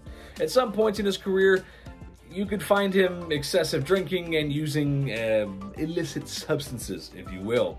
He might have had to put on those jailhouse rocking denims, well, for real. Back in 1956, at the peak of his fame, really, Elvis got into a physical altercation with two gas station attendants after fans began to crowd him. It was a messy situation, and he was actually up on charges of battery and disorderly conduct. Not a good look for the king, baby. The king's gotta stay clean. Starting off this list at our number 10 spot, we have Ivan IV, more commonly known as Ivan the Terrible. He was the son of Vasily III, who is the Rurikid ruler of the Grand Duchy of Moscow. After his father's death, however, at just 3 years old, Ivan was named the Grand Prince, and by the time he was 16, he was declared as the Tsar or Emperor of Russia, officially establishing the Tsardom of Russia. Ivan and his reign are certainly known for the transformation of Russia from a medieval state to an empire, but not without a huge cost to the people of Russia, as well as a hit to the long-term economy. Ivan has been described as being intelligent and devout, but also prone to paranoia, rage, and episodic outbreaks of mental instability that only increased the older he got. One of the main points of extreme violence and viciousness was the massacre of Novgorod, which saw the deaths of an estimated 2,000 to 15,000 people, as well as a shocking amount of acts of extreme, violent cruelty. In the later years, like I mentioned, his violent tendencies only got worse, which led to him doing things like striking his heir in the heat of an argument so badly that it left him with brain damage. In the end, Ivan the Terrible met his demise from a heart attack in 1584. Yeah, they say that impaling hundreds of people every day isn't great for the heart health. Someone should have let him know about vitamins and minerals, or maybe some good cardio-heavy exercise. I don't know. In our number 9 spot today, we have Leopold II. As the second king of the Belgians, Leopold has been said to be responsible for the deaths of somewhere between 2 to 15 million people. Yeah, million. It wasn't in Belgium that he committed his atrocious acts, however. It all started when he claimed himself to be the founder and sole owner of the Congo Free State, which was a private project he undertook on his own. Leopold loved colonialism. He wanted to colonize everything he possibly could, and this is why he started the International African Society, which he used to travel to Africa, claim land that obviously wasn't his, and we're not talking about a small piece, we're talking about land that is several times the size of Belgium, and many countries just let him do this and allowed him to freely rule this land. This is definitely already bad enough, but of course things only got worse. Leopold had his own private militia that he used to force the indigenous population into hard labor. While Leopold was doing this, of course, for economic reasons, he also was just doing this because he was a messed up guy. He was terrible. He made those who lived here harvest and process rubber, and the punishments for those who didn't harvest enough for him were extremely severe. Not to mention, it is also said that sometimes he would just inflict harm because he could. Eventually, a stop needed to be put to his wrongdoings, but of course he was going to do everything he could to hide some of the horrors he did. The entire archive of the Congo Free State was burned, and he told his aide that even though the Congo had been taken from him, quote, "they have no right to know what I did there." The Congo was taken from him, but remained under the rule of Belgium in 1908 until the Congo was given independence in 1960. As for Leopold, well, he remained the ruler of Belgium until his death in 1909, but the secret was out now, and no one liked him. In fact, his funeral procession was booed by the crowd because everyone was angry at him for the things that he had done. In our number 8 spot today, we have Qin Shi Huang. While this leader is often credited with creating the first unified Chinese empire, the Qin dynasty, these accomplishments didn't come cheap. When he came to power in 221 BCE, he strictly followed 7 principles, which not only pushed for severe punishment, but also acted in contraries and issued unattainable orders. He also is said to have been extremely paranoid about the power of the educated, which led to him burning books so that no one could ever learn what was in them, and he also killed 460 Confucian scholars in just 1 year, which some claim was because they were unable to make him immortal. Huang wanted not only to establish a transport system, but also build a wall to keep out enemies, and this meant that he had to relocate at least 120,000 families. He declared that all all would be equal under one law and then taxed everyone heavily. And because of these heavy taxes as well as the insane labor that was expected to create the wall and the transport system, thousands of people were overworked, starved, and perished. He also had laborers create a massive tomb for him, complete with 8,000 life-size terracotta warriors and horses, which you may be familiar with because now it is rumored to be an extremely haunted place. I mean, an evil ruler's resting place? Yeah, of course it's haunted. In our number 7 spot today, we have Don Carlos. I'll be honest, this little troublemaker never made it to the title of king, but he sure was a little too close for comfort when you hear about the kind of things he was doing. Carlos was the Prince of Asturias during the mid-1500s, as he was the eldest son of King Philip II of Spain. It is said that Carlos may have had some troubles right from birth, which many believe could be due to the inbreeding that was common in the family at the time. Descriptions of his behaviors, though, are far worse than what anyone could have expected. It is said that Carlos did horrible things like hurting or taking the lives of animals just for fun. I mean, nowadays we call that a huge warning sign for potential killers. Back then they just chalked it up to boys being boys. It is even said that at one point he purposefully blinded all of the horses in the royal stable. Red flags, they were abundant. Soon, of course, his cruelties would extend to humans, with people claiming that one time he chose to whip a servant girl for no reason other than because he could. And apparently one time he made a shoemaker eat a pair of shoes that he had made the prince that he didn't like. He was just a little twerp. Carlos was set up by his family to marry the eldest daughter of King Henry II, but after a few hours with the man, she decided there's no way in hell. Like, he was so bad, she would rather marry his dad, which she did in 1560. In the end, Carlos was found to be plotting to take out his own father, which landed him in prison in solitary confinement, where he passed away 6 months later. In our number 6 spot today, we have King Charles VI. King Charles VI started off his reign by being very well loved and respected, but as time went on over his 4 decades of ruling, he ended up being known as Charles the Mad. His erratic behavior had him hacking up knights, imagining that he was St. George, and he would also have bouts of amnesia where he would be able to recognize some people but not his wife and children. This is all very strange and of course quite sad, as he was obviously exhibiting signs of extreme mental illness, but one of the strangest symptoms was him believing that he was made of glass. He was terribly frightened of falling or being jostled too hard, and he would actually insert iron rods into his clothing to try and keep himself from shattering. But then he would also apparently run wild at top speeds throughout the halls of the castle or the streets, which would obviously mean that he was totally abandoning his fear of fragility. It apparently got so bad that he had to be held inside with the entrances bricked up. Sadly, he continued on this path until he passed away in 1422. In our number 5 spot today, we have Nero. Number 5, big money. This is no surprise to anyone, I'm sure, but back in the day, I'd argue the division between wealth and poor was larger than today. Kings had it all. I mean, if you listen to what Taylor's saying, he knows what he's talking about. Food, water, power, what else is there? Well, how about the coinage to make it all happen? The bread, the guap, the dosh, and my favorite, the cheddar. Yes, that's right, the ancient king's wealth. Whatever they didn't already possess, they could take by force, or simply just bought with incalculable riches. With uncalculable riches. So much money. They had so much money. I can't make it clear. They had a lot of money. A great example of this was Mansa Musa, a very wealthy king from the Mali Empire. It's speculated he might have been the wealthiest person to ever walk the face of the earth. Earning his riches through the trading of gold and salt, he decided to show the international community how rich he was, and went on tour, because that's just something you do when you have millions of dollars, I guess. Where in multiple cities he spent and gave away so much gold that it upset the city's economies. That is a big flex. Okay. Donald Trump might have hotels, but Mansa Musa has everything else. It's kind of like Monopoly when one player has a boatload of cash and they go from one good property to the next. So if they land on something, they got all the cold hard. So even if they land on something, they got all the cold hard cash to deal with it. Plus they also have some good property and they just make it back every turn anyway. I'm fed up with Monopoly. Number 4, King of Castles. King Ludwig II had numerous castles built to resemble fairy tale castles. Yeah, let's call this inspiration, I guess. What a privilege this ought to be. Ludwig was only 18 when he became the King of Bavaria back in 1864, and then he had castles built as, he was inspired from romantic literature and spending time at the opera. You hear that, Andrew? He was inspired after the opera. What a poet. It's crazy. Crazy. Must be nice, right?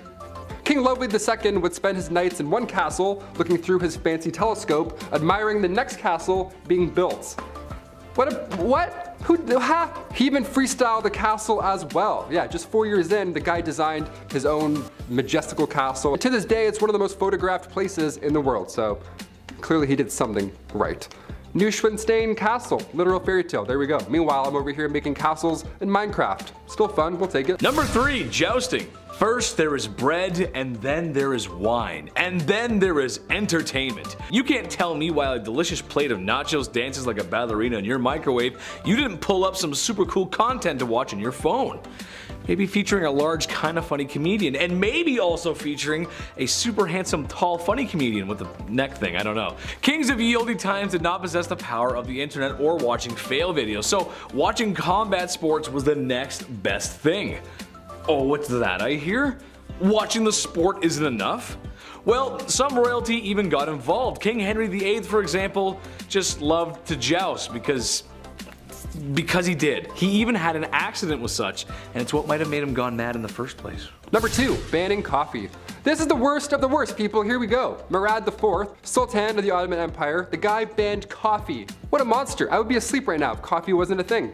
He was born in 1612, and for the most part his mother was ruling through him because he was so young and all. But when he got a little older, he got a little wiser, he put forth these laws, punishable by death, may I add, in order to get things back on track. That was the key. The guy banned coffee, tobacco, and alcohol. What a fun guy. He would actually disguise himself as a civilian at nighttime and then wander around aimlessly in hopes that he would find one of these dark roast renegades just wandering the roads. If you were caught outside having a quick smoke break, you weren't arrested, you didn't get fined, but rather Murad IV himself would just take off his hood and be like, surprise, and then he would take off your head. Right there in the streets. No trial, no jury, just straight to execution. All that for some stale ale. What a monster. Number 1, groom of the stool. For some reason this job was considered to be higher up, a well-respected job, if you will. However, I'd like to ask the man in charge of such an operation how he felt. I can imagine he wasn't too fond of his job. Hands never clean, hands never cleaned. The groom of the stool is someone who would assist the king in his bathroom duties by supplying fresh water, towels, and whatever a king needs. He may have also been responsible for cleaning the forbidden starfish. May the divines of Skyrim have mercy on his soul. I guess this had to be done, but I don't know if I could ever even do that to another human being. If you've ever eaten Taco Bell late at night and washed it down with some Baja Blast, then you know the kind of explosion awaits the porcelain throne in the morning. So yes, having a servant present at your bowel movements is a privilege that most other folks just didn't have, but would you really want one? Number 10. Philippe I. Louis XIV, one of the greatest kings of France in all of history, ruled for 72 years with the nickname as the Sun God. Dressed to the nines, Guy was classy.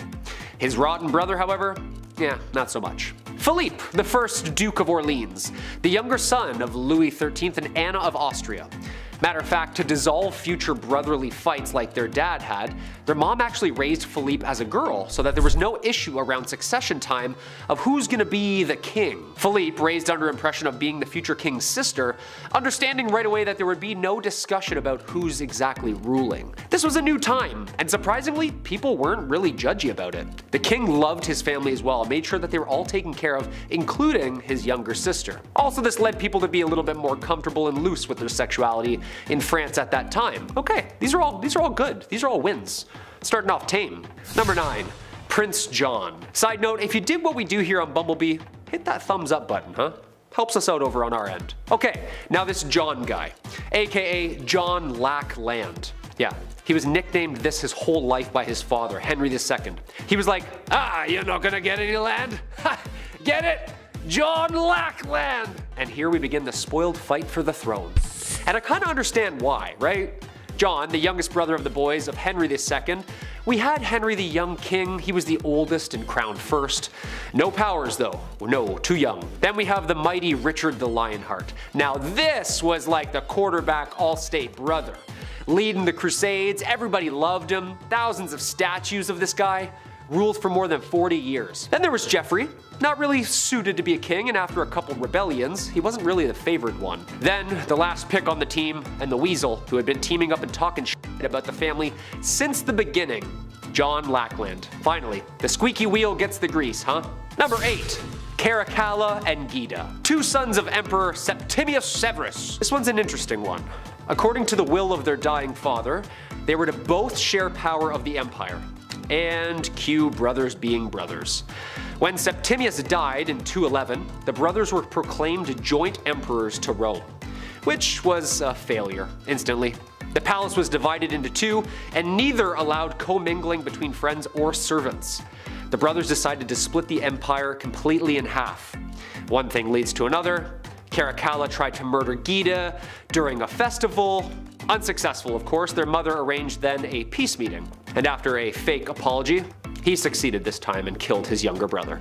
And if that wasn't bad enough, then he tried to erase his brother's name from history, like unchisel his name out of rocks. Like, that's spoiled rotten for sure, right? That's mean. Number 7. Robert Curthose.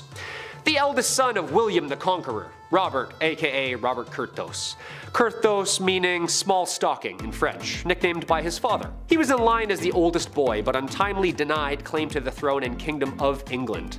He was prone to laziness and weakness of character apparently, and in 1077, Robert pulled his first dethroning against his father as the result of a prank from his younger brothers William Rufus and Henry, who dumped a chamber pot over his head. Yeah, Robert was pissed, and when King William did literally nothing about it, the next day Robert led a rebellion against the king. Yeah, I mean I would too, right? A full toilet dumped on your head and dad doesn't do anything? Dad! In 1087, King died of wounds from a riding accident and was to divide the dominions between his two eldest sons. To Robert he granted the Duchy of Normandy, and to William Rufus he granted England. After two of the brothers then died, guess who wandered back for the whole throne? Robert. Number 6. George Plantagenet. The 6th son of Richard Plantagenet, the 3rd Duke of York. He played an important role in the struggle between rival factions of the Plantagenets known as the War of the Roses. A member of the House of York, he then switched sides to support the Lancastrians before reverting back to the Yorkists. Dude, pick a side, will ya? The second of 3 sons, he was always potential for the crown. His father died in 1460, and a year after, his elder brother Edward became King of England and Edward IV, making George now Duke of Clarence. Clarence was imprisoned in the Tower of London and put on trial for treason against his brother Edward. Edward himself prosecuted his brother, declaring that he was guilty of unnatural, loathly treasons aggravated by loyalty and love. Conspiring against your own older brother? Crimes of love and loyalty, huh? Sounds like a great rap album. But I'd have to say, I imagine there's not much worse than food tasting. Normally, you'd be able to think this wouldn't be so bad. Wrong, let me make it worse. So obviously, they're tasting it for poison and other tricky little substances that could take down a king. What if the soup was laced with arsenic? How easy is it to slip into the kitchen and lace the king's food with belladonna or hemlock? The food tester was always a servant, or sometimes even a slave, or a prisoner. And if you think about those status of those people, well, they were eating mush flour and bone broth and then calling it a day. Given the opportunity to be a food taster means the literal taste of luxury. The only effed part is the first bite of flavorful rice you're ever going to eat in your life, you're going to immediately die. Maybe. It'd be enough for you to put off eating any meal you didn't prepare yourself, and there'd be no way of knowing if the food was deadly until after you've eaten it. In 1594, there was a plot to poison Queen Elizabeth, apparently the King of Spain, as the Spanish were enemies of England at the time. A group of Portuguese men had agreed to carry out the dirty work, including the Queen's own physician Rodrigo Lopez. Once the plot was uncovered, all men were executed. And it's not just our ancient royals that brought people on to do this task. Naturally, President Putin has a food taster as part of his security team. No hoovering, which is British for don't vacuum. In 2011, Royal Servants was uploaded to YouTube, a documentary that gave insight into what it's like working for the royal family, including accounts from former butlers, chefs, nannies, and footmen. To quote the narrator, the best servant is one that is neither seen nor heard. The royal family demand the most professional servants in the world, the kind of servants that would rather die than make a mistake. She continues on in this not pretentious at all breakdown, saying that behind the scenes, butlers lay out clothes, footmen carry early morning trays, and cleaners sweep carpets, lest royal ears are offended by vacuum cleaners. One rule cleaners must follow is that they have to sweep the floors instead of hoovering them, because the sound may be too loud, especially in the early morning. I don't know if you guys have seen these palaces, but they're about 110% 100% red carpet, and it's not that cheap kind. This stuff probably holds on to dirt the way your homie holds on to their cheating ex. Not being permitted to use such modern inventions makes their job not even a little, but a lot more difficult. Immensely. They have to quite literally sweep the carpets, the most ineffective way to clean a carpet that's tacked into the ground. And they're already being held at a higher standard than really any other servant on earth. But don't forget, after you're done measuring the carrots, you feed the horses, and sweeping a carpet, you also have to kiss the linens. Whichever unfortunate servant was tasked with making Henry VIII's bed after he woke up in the morning was then required to kiss every part of the linen to prove he hadn't smeared poison on them. What? Don't get me wrong, Henry was like intensely and increasingly paranoid. You can go check my recent video, Top 10 King Henry VIII Facts You Never Knew, to learn more about his whole mess. But anyways, someone screws the pooch. Pretty sure it's Ambroise Parge, the 16th century French royal physician, who once wrote, "Now poisons do not only kill being taken into the body, but some being put or applied outwardly." And now this delusional hypochondriac finds out the poison can sink in through his skin, not just be ingested, and he insists on this gross ritual. In an era where sheets don't get washed, and he doesn't wash, and he's all sweaty and gouty, and banging tons of biddies in that bed. Imagine having to kiss those sheets every morning. That's the real poison. R.I.P. dude. Mint essence oil under the nose, and I'm just praying for you. When the standard of hygiene is so low, your only request is that X marks the spot. Eleanor Harmon, the author of The Royal Art of Poison, says royal palaces, some courtiers don't even bother to look for a chamber pot, but just dropped their britches and did their business. All of their business. All of it. All of it in the staircases, the hallways, or the fireplaces. In Versailles, women just pulled up their skirts to pee where they stood, and some men urinated off the balustrade in the middle of the royal chapel. The smelly truth is that Hampton Court, that of Henry VIII, was not well equipped to serve the bodily needs of hundreds upon hundreds of servants. During the king's boisterous banquets, busy servants regularly needed the call of nature, so they relieved themselves in hidden hallway corridors or on sizzling fireplaces that were cooking the food. I need a minute with that one. Anyways, the walls reeked of urine so badly that according to historian Lucy Worsley in her book If Walls Could Talk, the palace management would have had crosses chalked into the walls with the hope that people would be reluctant to desecrate a religious symbol. That's right. While servants were always encouraged to pee in vats, so their urine could be used to clean later, to keep servants and courtiers from urinating on the garden walls, Henry had large crosses painted in problem spots, I guess. But instead of deterring men from relieving themselves, what it did was literally give them a target. To fix the problem, Henry VIII then realized he had to make bathrooms, so he constructed a giant toilet block by the River Thames called the Great House of Easement. And of course, last but not least, fresh out the kitchen of Henry VIII is Dee's roasted chestnuts. King Henry VIII's kitchen at Hampton Court Palace was one of the largest kitchens in Europe, and obviously it would have had to be to service the banquets of grandeur I was just talking about. There were huge wood fireplaces producing an average of 800 to 1,000 meals in a day, courtesy of just a mere 200 cooks. Naturally, that amount of ovens and that amount of cooks in the kitchen, yeah, it's downright cozy. And the average of 1.3 million logs were burned, creating a hellish atmosphere, leaving the cooks drained and drenched in sweat. From roasting meats to boiling cauldrons, the kitchen of Henry VIII was no less than passing as the underworld. So, what happened in all this heat, dare say? Did they crack a window? Did they get some ice? Take a smoke break, maybe? Nah, the cooks just took off all their clothes to tolerate the temperature while it's cooking. Just to reiterate, all their clothes. All of them. But alas, the atrocities were never ending for these men, as King Henry VIII issued an order to stop being naked or in garments of such vileness as they do now, nor lie in the nights and days in the kitchen or the ground by the fireside. To combat the problem, clerks of the kitchen were instructed to purchase honest and wholesome garments for the staff. And guess what that was? There's a reason the apron covers the front. Kicking off the list at number 10, Charlotte of Prussia. This princess was the eldest daughter of Prince Frederick. Back in the late 1800s, her nickname was Sweet Naughty Little Didda. So 1800s, what a weird nickname, so weird. Her grandparents were the talk of a few towns, I would say. One King Wilhelm and one Queen Augusta. They spoiled Charlotte. I mean, sure, she was a literal princess, so we kind of expected that, but she acted spoiled. That was the difference. She didn't want to study while she was in school. After she married her cousin, classic royal history there. After that, she disappeared off to Berlin. She chose the party life instead of the, well, marrying your cousin life. Until her death in 1919 at the age of 59, Princess Charlotte was the center of many scandals. A time before Twitter. Imagine that. They're like, yeah, that's all we know. An entire lifetime of scandals where like, ah yes, she was a troubled young lady. We don't know anything. We know nothing. We know so little about history. Also, I'm Team Charlotte. Yeah, go live your life. Enjoy it. Don't marry your cousin. Go party. Go have fun. Number 9. Charlotte of Belgium. Another Charlotte. What's going on here? Are we in the multiverse? How many spoiled princesses named Charlotte are we going to see on this list? I'll never tell. It's 2. It's definitely 2. The daughter of King Leopold of Belgium, again, as you could have guessed, was lined up to marry her cousin. Hey, history, we're learning, look at that, patterns. Archduke Maximilian of Austria, classic mid-1800s stuff. There we go. This was all set in motion, but then in comes Napoleon III. Guy just ruined this entire marriage. The French emperor at the time, this was in the 1860s, he was like, hey, Maximilian, I know you're super happy, love the new, awesome, congratulations with that stuff, really, good stuff. Wanna move to Mexico and work for me? Great.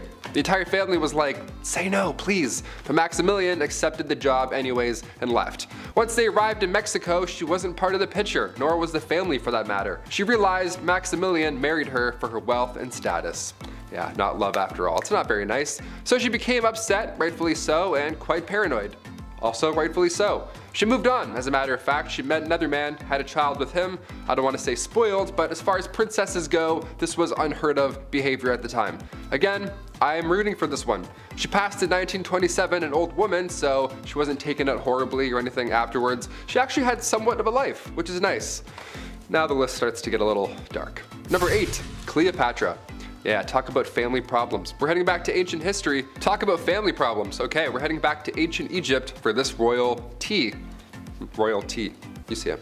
When Ptolemy VII died back in 51 BCE, naturally the throne was passed on to his son, Ptolemy the 8th. There we go. And Cleopatra the 7th. Now both children were assigned to said throne, Cleopatra being 18 and her brother only being 10 years old.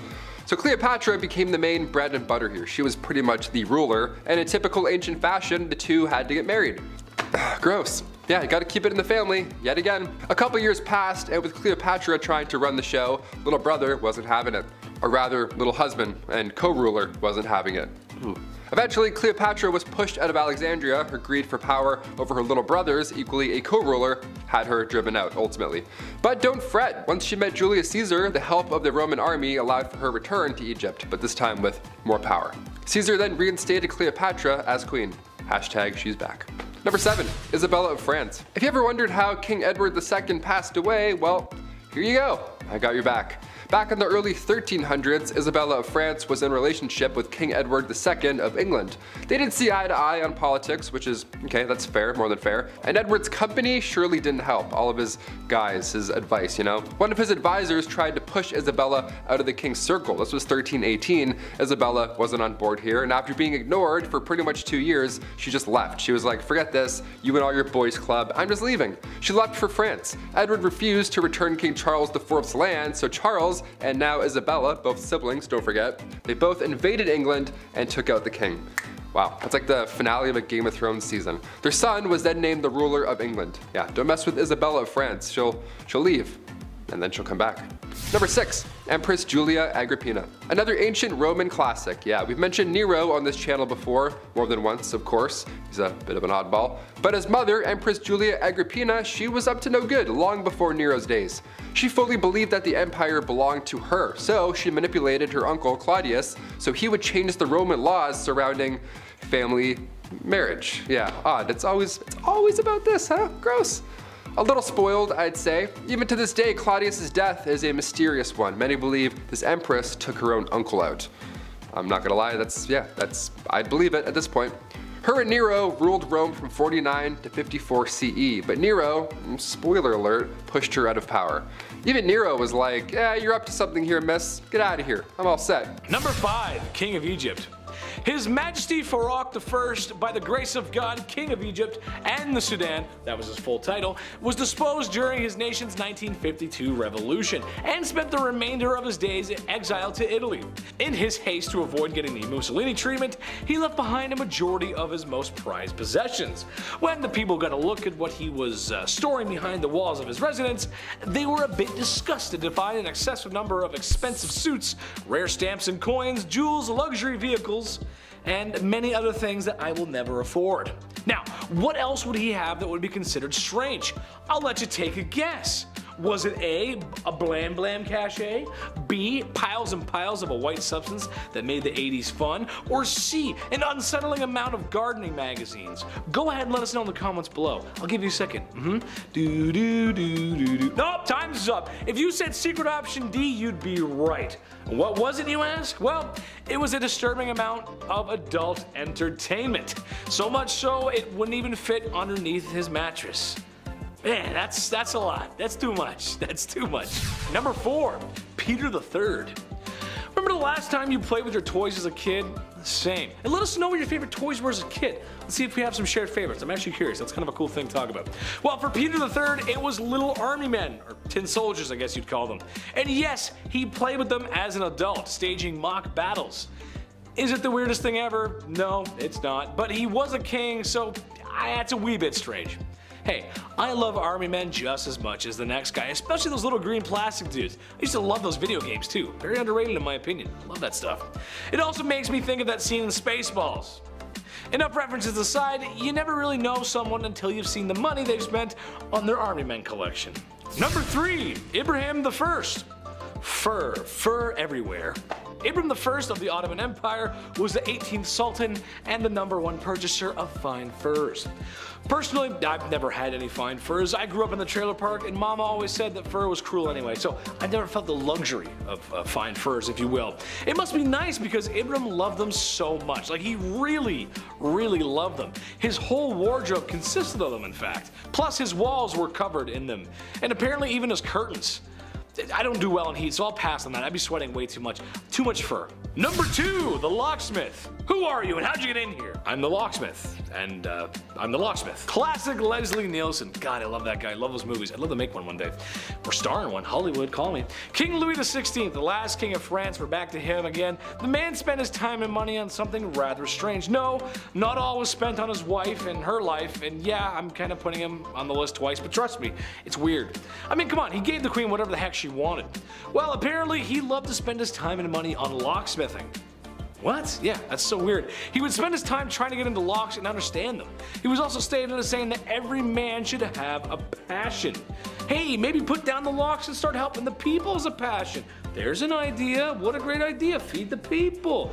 Instead, I'm just going to work on this lock. I'm just going to go ahead and just, yeah, almost got it. Yep. Number 1, Christian VII of Denmark. I saw this and I just had to put it on here. I mean, come on. Apparently the guy wasn't very mentally stable. I mean, who is these days? Apparently the royal spent a lot of his time waxing his carrot, polishing the flagpole, tenderizing the gabagoo, charming the snake, self-firing on all cylinders, the one-handed bedroom dance, what I did all summer long in high school. You get the point, okay? You understand what I'm trying to say. Truth of the matter is, you don't get there with a little help from Vaseline or St. Ives. The man bought time so he could be this way. The man is either a legend or a crazy person. Imagine having that much money and that much time in your day that that's all you do. Kicking off the list at number 10, a fool. While ancient kings have all the riches one man can possibly have, it's still somehow never enough. Kings also have their own walking, talking party. Yeah, how fun is that? The earliest accounts of the fool go back to the 11th century. These fools were hired to liven up the party. Most of you may have an image of a jester in your head, just jumping around on tables, telling jokes, juggling with big pointy shoes, wearing pajamas. Yeah, that's pretty accurate. It was pretty fun. One of the best jobs to have was the title of a minstrel, or a fool. It was an honor to have, really, and the fool's payment was no joke. Roland Le Picheur was rewarded with 30 acres of land from King Henry II, as long as he showed up to court every year on Christmas Day to fart. Literally, he would show up and fart around. But these fools also held responsibility in their silly little lips. Fools needed to find the balance of humor and wit. It was harder back then than anything. Many of these jesters were given the role of advisor to the king and queen. The phrase, "don't shoot the messenger," this is where it comes from. The jester would have to tell them horrible news, but in a fun, positive way. For example, back in 1340, King Philip IV, his fleet was destroyed in naval battle, the British completely wiped them out, and it was an otherwise devastating loss, but the jester, the fool, brought this news in a light way. He said to the king, "They don't even have the guts to jump into the water like our brave French do." And then he farted and disappeared. Number 9, access to clean water. Today in a modern world, there are things that we just can't live without. A vape pen, Starbucks, and that weird looking back massager that everyone says they bought for their backs, but it's actually for their undercarriage. Speaking of undercarriages, you don't want to drink from the water from underneath one. Dirty, muddy street water is bad for your health. The ancient kings of old knew this. It was common knowledge that drinking dirty water could lead to you spending more time squatting over a hole than spending time with your family, and nobody wants that. Life for citizens who were not royals could have it pretty rough. Ancient kings had the luxury of having clean water, or somewhat, it's still kinda not so clean, or at least more clean than the commoners. Through methods of fresh spring water, boiling, and even some early filtration methods, they had access to better water that wouldn't make their guts hurt. With that being said, a lot of times, given the sussy nature of water, a lot of kings just drank alcohol, which honestly might have saved them since the alcohol could possibly kill harmful bacteria. The one time in life that boozing might save your life. Anyone got a beer? Number 8. Ladies first. These ancient kings, they could literally do whatever they wanted. And it's important to note how they would act if they didn't get what they wanted, right? Like George IV of England. He's referred to as England's worst king by historians. Great title, even worse than King Joffrey. What do you know? It's one thing to spiral into debt, that's classic king behavior. MC Hammer went broke. We get it, it happens. But George IV, he was all about the ladies, a little bit too much. All he wanted in life was just to hook up with women, that was it, his only desire in life. And if they weren't interested, George was known to throw fits. He would cry and stomp his feet, literally. You know how those brave and bold kings do? George would offer these ladies money, although they weren't for sale, so that wasn't a great plan and didn't work a lot of the time. And George would go so far to threaten his own well-being if they refused. How terrible is that guy, right? Just imagine that conversation, how insane. What takes this to the absolute next level though is that George would keep a lock of his partner's hair after they had spent the night together. Now I know you're freaking out, maybe you're like, huh? Maybe you just choked on your rye bread sandwich a bit, that's more than fair. At the time, this wasn't abnormal behavior. I mean, you know, lovers would exchange their hair instead of phone numbers, I get it, it's back in the old days. But George, he had a lot of hair. He had like a lot of hair. He had like 7,000 envelopes filled with hair. I'm over here exchanging phone numbers at the club. Like, what am I doing wrong? Am I, doink? Call me, peace. Number 7, food. Nice. Whether you like it or not, at some point in your life you're gonna have to eat, and if you're like me, that means all the time. Steaks, ribs, beer, Burger King, pizza, pasta, ham, and chicken wings. Nice. It should be no surprise that I like beer and barbecue, and to answer your question, yes, I am the most fun guy to be around at the barbecue. Why? I just like to have fun and I like to eat good food, man, that's just it. Imagine a world, however, where there is no pizza and chicken wings. I know, it's horrible, right? Ugh. Food was always a concern of commoners in ancient times, and as much as I love meat, it wasn't always available. They just didn't live in the industrial agricultural world that we live in today. For Romans, it was a steady diet of breads and nuts, and if they were lucky, maybe some cheese or soup. But for the kings and emperors of old, well, if you feel like vomiting after all you can eat buffets, it makes you feel, you know, some first world kind of guilt, then look no further than ancient kings. Food might be the most excessive way they live, really. All kinds of meats all the time, beer, wine, fresh fruit and vegetables, which for health reasons is pretty huge, and to make them huge, maybe even some desserts. The Egyptians, for example, were known for their sweets. And now I'm hungry. We should go to a banquet together. Number 6. 6,000 knights. Being a medieval knight, obviously, it sounds cool. They have the sword, the horse, the flowing hair, all that good stuff. They're saving the damsel in distress in some sort of tower. Well, no, it actually sucked being a knight at all. First of all, chainmail. You know how heavy chainmail is alone by itself? It's like 55 pounds. All that chainmail underneath your armor, no way. My body, this Q-tip spine would just break in half. No way. I can't even get on a horse wearing jeans and a shirt, let alone chainmail. Being a knight is something that starts when you're 7 years old as well. You gotta start as a little tot, little royal tot. Then you'd be given to a noble to learn and be wise for 7 years, some, you know, Yoda type scenario. And then at age 14, you become a squire. A knight's intern, not an ideal job to have when you're 14, but if you stick it out, just 7 more years, then you're an official ting, ting, knight. That's it. But then what? Do kings have 2 knights? Do they have 4 each? Is it like a breakdance squad? Is it like 8s? Groups of 8s? Like, how do we do this? Henry II of England could call up to 6,000 knights. This was back in the late 12th century. That's a lot of backup. That's a lot of shiny, majestical backup. My favorite knight still to this day, I don't care, Martin Lawrence. Jamal, Scott, Walker.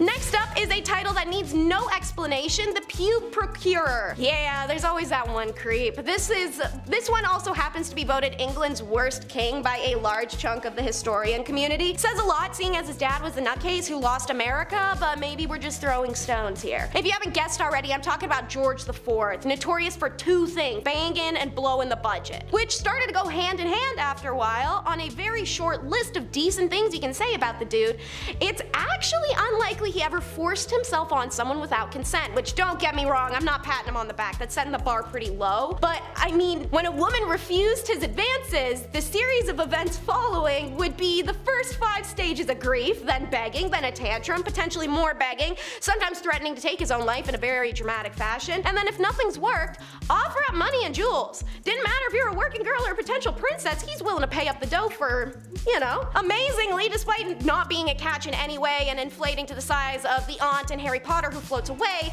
women still agreed to have sweaty time with him, and they say money can't buy happiness. Sure did for Georgie. And P.S. When he died, his brothers found 7,000 envelopes, each with a lock of hair in it, which wasn't always from his mistress's heads, if you know what I mean. Because I love my subtle hints, or even not so subtle, our next is I'm a big fan. Frederick William I, King of Prussia, a tiny man with a big collection. Tall dudes. Maybe he was trying to make up for the fact he was only 5'5", but being 5'2" myself, I can't really see the appeal of walking around next to a flock of people I have to crane my head to look at constantly. So, whatever the reason, he would do absolutely anything to get more tall men, such as buy tall young men from their own custody. Just walk up to everyday dudes on the street, I want to buy you. Apparently he even kidnapped some. Other countries would try and get in his good books by sending tall guys as presents. Babies that came out larger than normal are marked with a red scarf to indicate their future recruits. If there weren't enough tall babies, let's round up the basketball and volleyball players and hop to it, guys. Frederick William literally performed a kind of eugenics, pouring money into making tall people bang in the hopes of producing a tall kid. He didn't like them just to look up at though.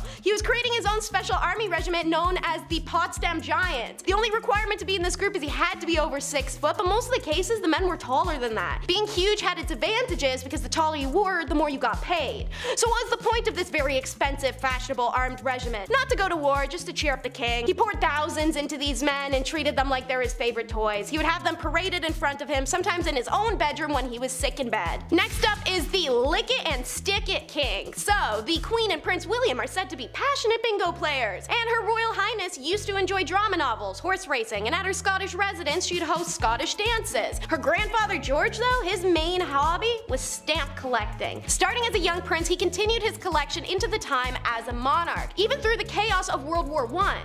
What's unusual about George's hobby was how many stamps he collected over his lifetime.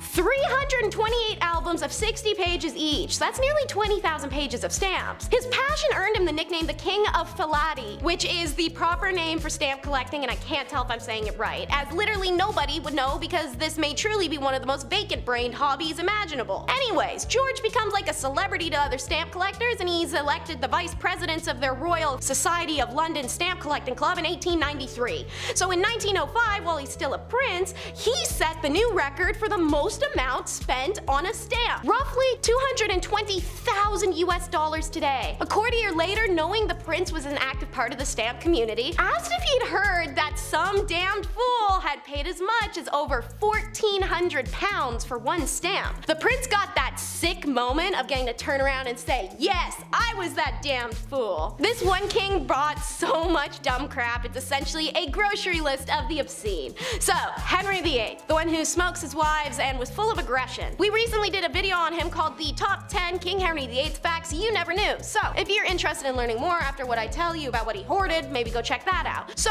what are some of the things on Henry's stupid purchase list? Purple bagpipes. Although he didn't write green sleeves, Henry was nevertheless a talented musician and composer and was able to spend a few £1,000s on that bad boy. A personal favorite that I learned was probably the bowling alley. Built after the birth of his son Edward in 1537, this massive expenditure was almost 200 feet long, and it was more than 3 times the length of a modern 10-pin bowling alley. Records show in 1526, Henry commissioned a pair of leather football boots that cost 4 shillings. Nowadays, that's a couple thousand. Hilariously, 14 years later in 1540, he banned football. You know what you should spend taxpayer dollars on? A codpiece so big you can hide a weapon in it. Henry is credited with popularizing the peculiar Tudor fashion for the enormous exaggerated codpieces, which during his reign established themselves as symbols of a man's virility and masculinity stingy. The king, of course, had to have the biggest codpiece of all, and towards the end of his life, Henry's codpieces became so roomy, he could literally have glorified pockets and keep jewels and other valuables and even small weapons in there. Last but not least is two kings and a rager. In 1509, Henry VIII, England's most famous monarchs, ascended to the throne, ensuring the Tudor succession after his father. After almost a decade of rule, the young king agreed to follow the advice of close advisor Cardinal Wolsey and try to improve England's relations with the continent. After Wolsey's efforts in 1518, the Treaty of London was signed as a non-aggression pact between the major Christian, very important detail, European powers at the time. One of the most important countries for England to make peace with was France, as the two had been beefing intermittently for literal centuries. The French king, Francis I, was only 3 years younger than Henry, and both men had been hailed in their countries as great Renaissance princes. Naturally, these two dudes are gonna be curious about what each other's like, and they want to meet. And for two dudes who are young and rich, what better way to meet than throw in a rager? A date is set for June of 1520, and what would follow is probably one of the greatest parties ever held. The meeting was an excuse for both Henry and Francis to show off their wealth of their kingdoms, and by proxy, their power. So the Field of the Cloth of Gold occurred on the 7th to 24th of June, 1520, named after the gold material used for all the tents, all the costumes, and the decorations at the time, and it was 2 weeks of games, feasts, tournaments, and balls that cost the equivalent of no less than $20 million today between France and England. Between the 7th and the 24th, around 12,000 members of royal houses, nobles, guests, and servants gathered in the fields of northern France to spend dreamy days and nights in temporary palaces built of brick, timber, cloth, and glass. Guests enjoyed delicacies made from 29,000 fish, 98,000 eggs, 6,475 birds, 2,200 sheep, and endless glasses of wine. Whilst the celebrations were a success, in reality it did actually little to improve the relation between England and France, and within a few years the countries were at war once again. We gonna start with, why are you so stingy? You literally live in a castle, you have gold doubloons like an effing pirate, priceless spices stolen from foreign lands, and gemstones harvested fresh from the earth. But you're gonna have us measure every loaf of bread so they're the exact same? Back in the late 1500s, Viscount Montagu demanded meticulous records of every expenditure. The clerk of the kitchen was a crossbreed between an extreme couponer and a professional nitpicker, who had to provide the cooks with the ingredients for every meal in exact amounts for each person to be served, and ensure that each plate had the exact same weight and proportions laid upon it. Among his many duties was also to ensure every wheat loaf that went in the oven weighed 18 ounces and was 16 ounces when it was taken out. What happens if they weighed more or less? Off to the bread breaking wheel, or maybe the sourdough slow slicer, off to the steak for a little French toasting, huh? Anyway, for how the British monarchy would pitch a fit over a 3-letter word, children, not kids, because we all want to speak a little bit more like Mary Poppins. Oh yes, little children, off to bed we go. Nah, dude, I couldn't do the whole royal nanny thing, to be honest. The education required enough makes you think that they're scouting for NASA, not someone to stop their kid from picking its nose, publicly at least. Maria Borello, the nanny who takes care of Prince George, Princess Charlotte, and Prince Louis, trained at the notable Norland College in Bath, England, before being hired to the world's most famous children. At this college, students like Borello study early years development for 3 years. However, as well as learning social and emotional development, students are also taught the importance of vocabulary. There is one word that royal nannies are prohibited from using to describe royal children: kids. Ask me why. Come on. Ask me. It's because of the exact honky-dory dumbass reason you think. It's the baby goat thing. Kids is a name for them and an informal name for children, because who says that it's not the Victorian era? According to Heron, the word kid is disrespectful and dissuades royal children from being seen as individuals. You mean like how sheltering them and not allowing them everyday friends or normal reality or exposure to the real world under the guise of safety, but it's more so they grow up in a bubble of unrealistic world perspective and can't understand problems morally and empathetically as an adult, only in a political sense. You mean like that? Sounds like what they're doing. And speaking of the Windsors, did y'all know Charles specifically sucks? A lot of kings imposed a lot of rules for their servants, but something about King Charles gets the most under the skin. Maybe it's because he had some pretty frivolous, unrealistic asks for a man who just got the throne this year. So listen to his tea procedure alone. Charles is very particular for how his tea is served when he's visiting the Paladinian house.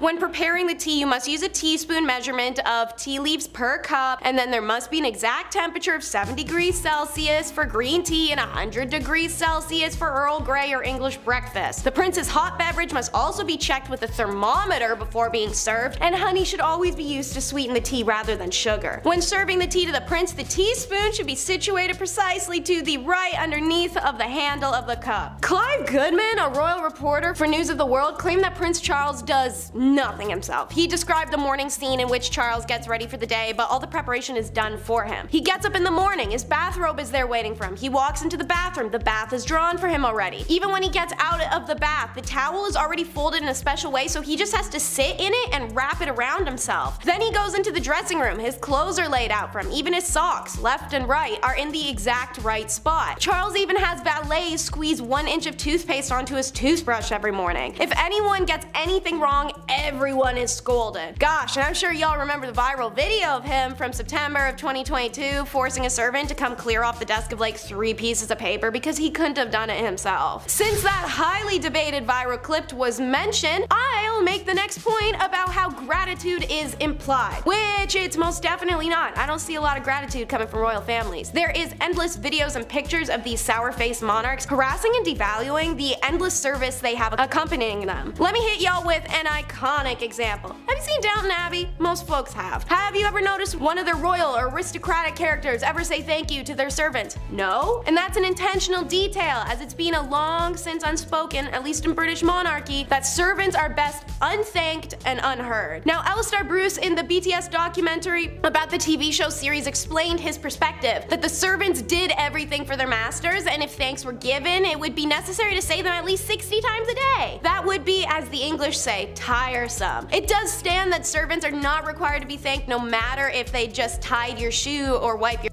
ass. You as a royal have the right to just scoff and point and expect results. But at least one royal who can't verbally berate you is the revered royal pets. Multiple royal houses and their respective rulers have decided to use these rules and servants to treat their pets as an extension of themselves. By personifying them, even just trimming a corgi's nails too short could get you proverbially beheaded and definitively fired. Some famous examples of royals who have servants service their pets are Queen Elizabeth II staged a funeral for a chameleon, and an Indian ruler Muhammad Mahabat Khan threw a lavish elaborate wedding for his dog. Louis of France took being a cat person to a whole other level and basically turned Versailles into a giant breeding ground. Charles II of England issued a royal law that his iconic King Charles Spaniels, which are obviously named after him, have license to walk anywhere in the kingdom without harassment, even Parliament. And of course, who can forget Caligula, who appointed his favorite horse, Icarus, as an official senator. Number 5.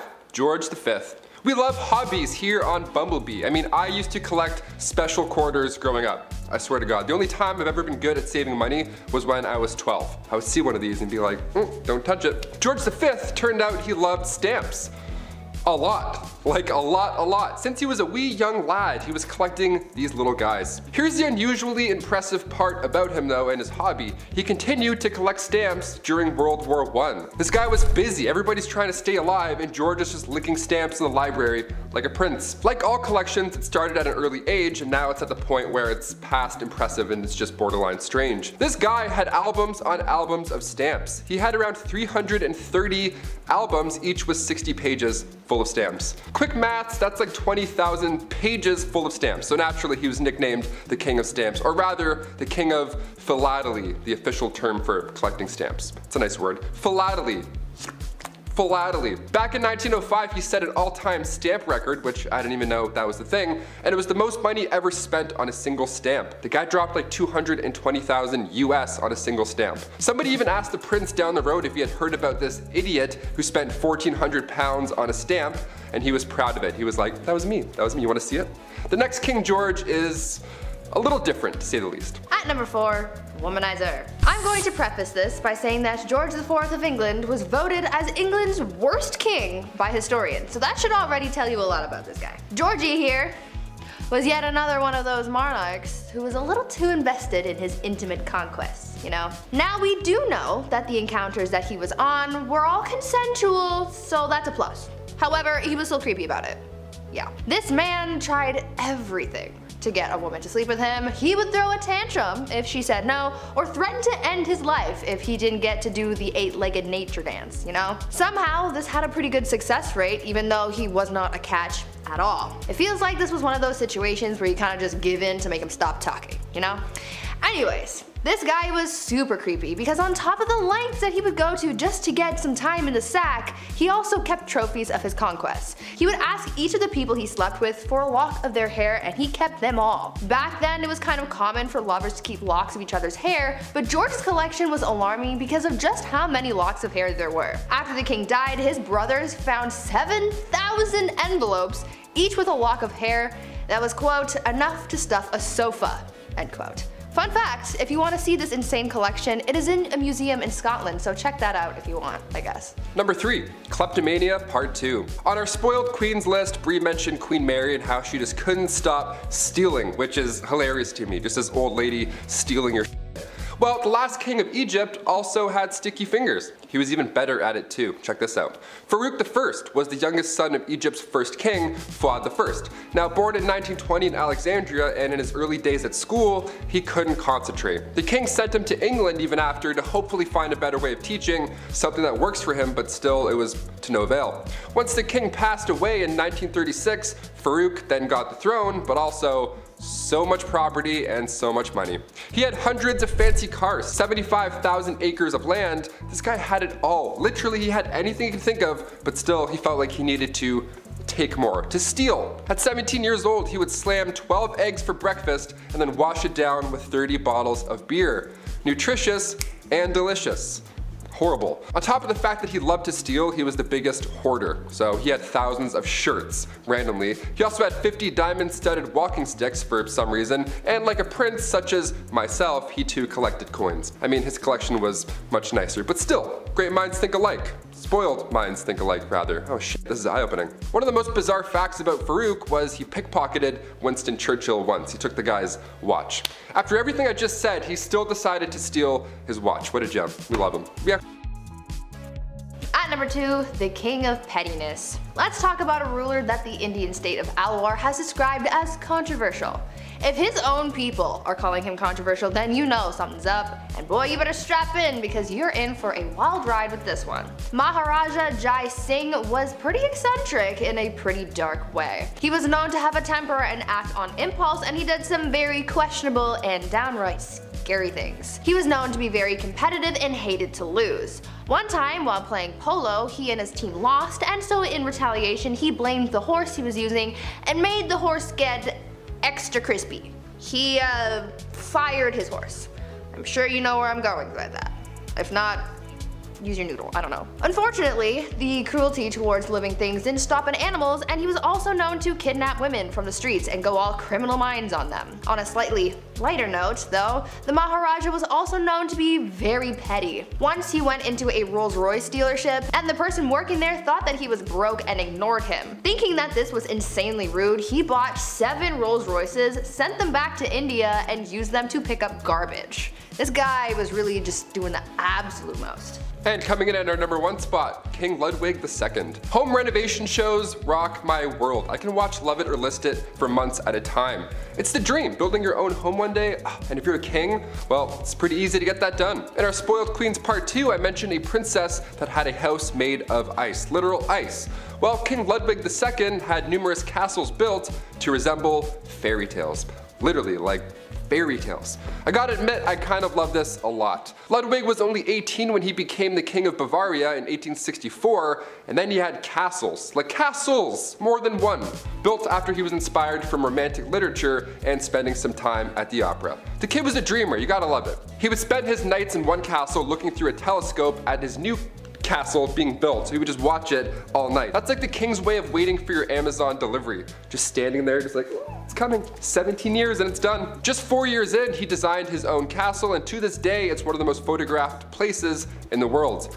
Neuschwanstein Castle. Go check it out. It's literally a paradise. Number 10, King Midas. Most people know the story of King Midas, but in a nutshell, he was a king who was granted the power of that everything he touched turned to solid gold. So, no, he didn't exactly buy anything with that kind of power, but the man can have anything he wants or buy anything he wants. It's a lot of gold. This sounds great, but it's really awful for a couple of reasons.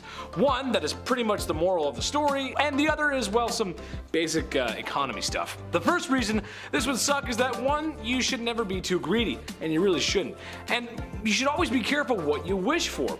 This blessing quickly turned into a curse as Midas could no longer eat. Which, that's bad. Not eating and everything you touch turned to gold. Ugh, you couldn't hug anybody? It's terrible. The other issue would be his wealth. You'd have to be very careful on how many items you actually touched, as producing too much gold would eventually devalue the price of gold.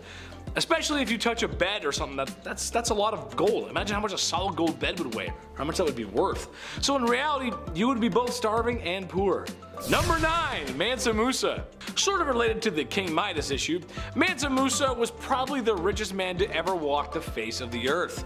A king from northern Africa who exploited his country's salt and gold reserves. His estimated wealth today would be around the $400 billion mark. $400 billion US. Ooh, that's a lot of money. Tough to actually measure it exactly because it was from so long ago, but it could be less, and some say it could actually even be more. Mansa Musa went on tour one year to see all the beautiful things he could of the ancient world, and you can't take a little vacation without buying something at the gift shop.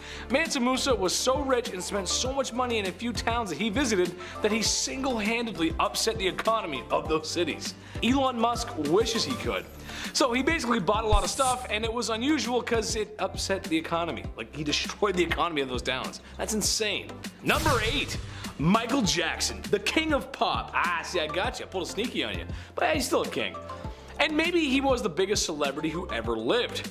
Would Halloween really be Halloween without Thriller? And how could cool guys let you know they were cool in the 80s if they didn't have all that leather jacket and stuff? You wouldn't be able to know. You just wouldn't. Well, maybe some things you don't know about Michael Jackson were his shopping habits. The man loved shopping. And with that kind of money, well, you can do anything.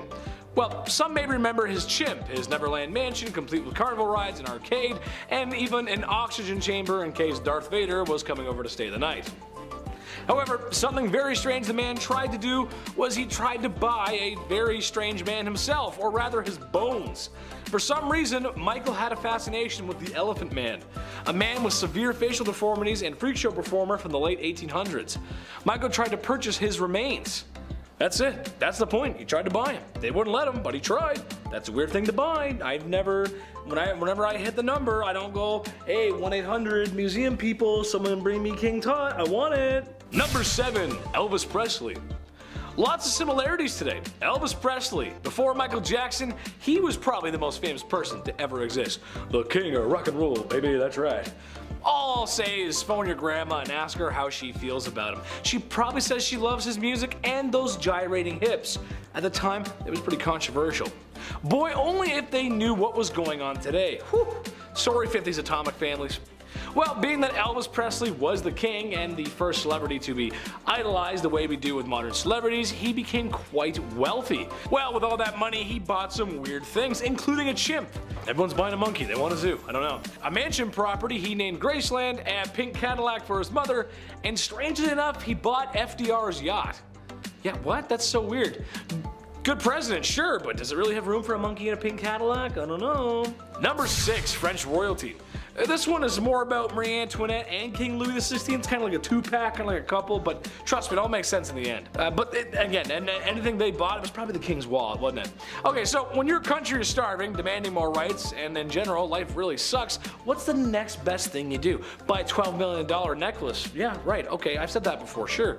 Okay, Chad, what else? Continue to live your opulent life on the king's and people's dimes. Sure, why not? It makes sense, okay.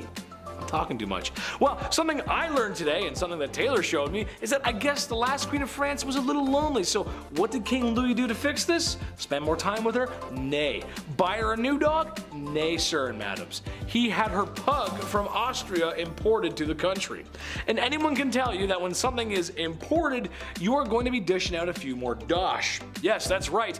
They imported her pug from Austria. Imagine how that sounds when your house is literally falling apart, you're starving, and you pay the most taxes. Makes you want to put heads on pikes. That's what it makes you want to do. Can you imagine that? We're all poor and hungry. She's like, well, look at my dog. is my dog. They're French, they don't sound like that, but this is my dog, look at my dog, here he is. Number 5, George V. Turned out this guy loved stamps. Maybe a bit too much though, I'd say. It was almost distracting. It was taking up many hours of his day. Like, you know, focus on other things, like say maybe, I don't know, the war. King George V continued to collect stamps during World War I. Everyone's trying to stay alive. George is just in the background like,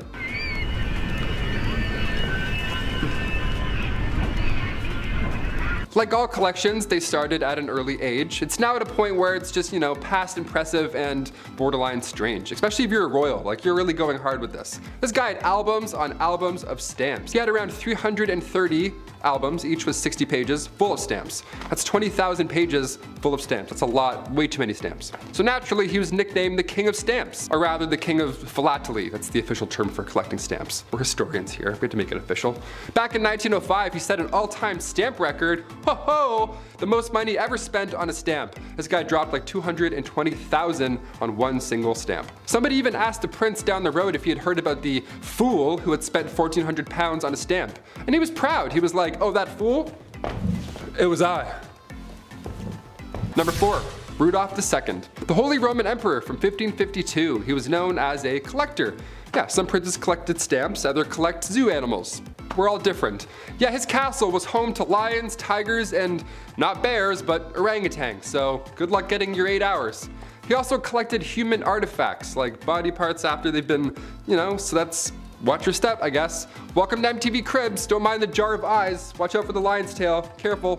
What a mess. He's quite important in history though, I guess. He supported the scientific revolution, and he also poured tons of money into astrology, so next time you read your horoscope, remember it's Bones in the Jar Benny that's responsible for that one. And also, in case you're wondering, yeah, he didn't pay attention to any of his wives or anything like that. He was just, no, jars for me, jars animals, I'm all set. Number 3, Don Carlos. Spanish Crown Prince, the guy who just enjoyed being the worst human alive. Let's talk about him. Back in the mid-1500s, the eldest son to King Philip II of Spain was, yeah, I want to say worse things, but he was just a really bad person. YouTube, he was just a bad guy. Now, it's been noted that he was born with a hunchback and one leg was shorter than the other. Historians like to bring that up first, and how maybe he had the odds against him with these disabilities growing up, and people often feel bad for him a little. To that I say, don't. Nah, don't do it. Don Carlos was made hero of the opera by his dad. Dude was fine. Philip II of Spain? Yeah, he would hurt a lot of people. He would hurt animals and people just for fun. According to historians, Don Carlos once made a cobbler eat a pair of boots because he didn't like how the pair of boots looked.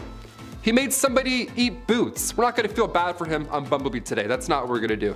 He was also set up to marry Queen Elizabeth of Valois, the eldest daughter of King Henry II, but after a few hours, she was like, no, that's not gonna happen, no way. So she married his father instead. That's what happens. That's what happens when you're In 1564, a few brides were lined up for Don Carlos. Mary, Queen of Scots, was one of them. Margaret of Valois, we know what happened with her, and Anna of Austria. But his mental conditions grew worse and it went south. Shocker. Number 2, Heart of Glass. King Charles VI, once nicknamed the Beloved and then quickly nicknamed the Mad. What happened? After he became King of France in 1380, he would have these episodes, let's call them. He would believe he was made of glass and he didn't want anybody to touch him. He had this glass delusion, which was surprisingly not uncommon, believe it or not, for this time period. Believing you were made out of glass in some way, shape, or form, be it in your head, butt, shoulders, or back, really spiked around the mid-1400s, and Charles VI, aka Charles the Mad, he wouldn't let anybody, not even his wife, near him at all. I'm not making fun of somebody for having a fear like that. I mean, most likely historians believe he was schizophrenic, so obviously I'm not ripping on that. But Alexandria of Bavaria, another royal who had this glass delusion, she too believed she had swallowed a grand piano made of glass, so she had to enter rooms sideways to avoid it shattering. I don't know what's going on with this glass delusion, but I'm glad it went away. I don't know. And finally, number 1, King George IV. Voted as England's worst king by historians, so that should already tell you a good amount of this guy. George was another one of those monarchs who was a little too invested in his, you know, intimate side quests, if you know what I'm saying here, like all these other kings we've talked about. He was a bit busy, being a stupid fool. This man was trying literally everything to get a woman to sleep with him. Although he was the king and he was already set up, he was like, nope, I'm gonna go and keep trying with strangers and random. And he would throw a tantrum if they said no, or he would threaten to end his own life if he didn't get the girl. Like, you know what I'm saying? One of those kind of monsters. He would also keep trophies, lack of a better term, of all these conquests afterwards. He would ask each people that he slept with for a little piece of hair, and then he would keep them. He would like store them. Back then it was kind of common, I guess, for lovers to keep locks of each other's hair. Weirdly enough, because you don't have phone numbers or like any sort of way to remember someone, photos, I don't know. So you kept their hair. But after the king died, his brother found 7,000 envelopes, each with a lock of hair that was, quote, enough to stuff a sofa, end quote. So yeah, I'll leave you on that note. I think there's a hair in my mouth. That's kind of gross. So the first one is 800 dogs. Yeah, that's it. That's it. This man right here, 800 dogs. Why? Maybe he wanted to star in his own remake of Air Buddy franchise, but with a Bollywood twist. I'm not sure. I'm not him. I don't know. And who is he?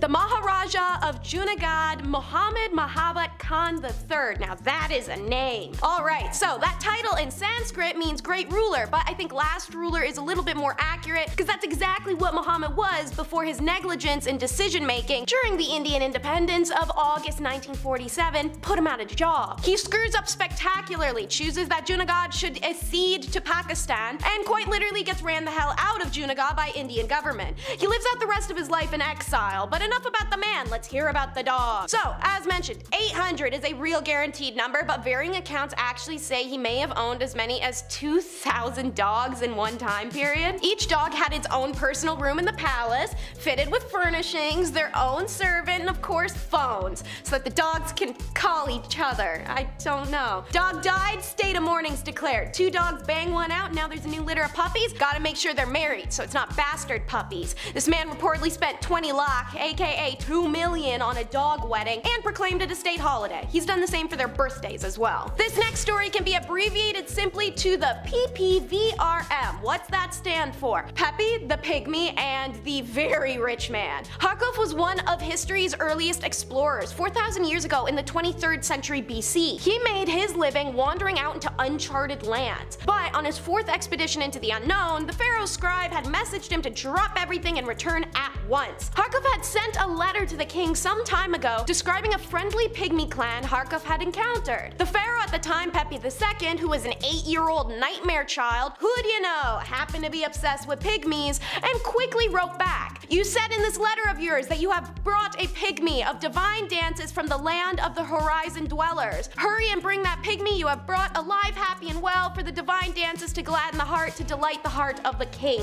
Such was life under the rule of an 8-year-old, so Harkov returned to Egypt, pygmy in tow. But all of the letters from the pharaohs, this letter from Pepe meant a great deal to Harkov. He literally had it engraved on the walls of his tomb. This was a dude who discovered the lands around Egypt far and wide, served many pharaohs, and even single-handedly talked a kingdom out of war. So why so gassed over delivering a petite person to a child? Pepe loaded Harkov up, that's why. Homeboy spent the rest of his life as an incredibly wealthy and powerful man through that payment. After a lifetime of discovering distant kingdoms, opening trade routes, and bringing back exotic discoveries, Harkov finally made his fortune just by entertaining a child. I would have been grinning ear to ear too, dude. This story is a BumbleBee classic because this king is a pure kook. Next up is a literal Disney castle. What Ludwig II really loved was castles. Sure, he already had a bunch, but he wanted more, and he wanted them to look like they just came out of fairy tale pop-up books. So much so, he didn't actually hire real architects. On more than one occasion, castles were literally designed by an opera set designer, ripping Ludwig off for being such a nitwit fanboy. One was supposed to be a replica of Versailles, another was a weird combination of styles,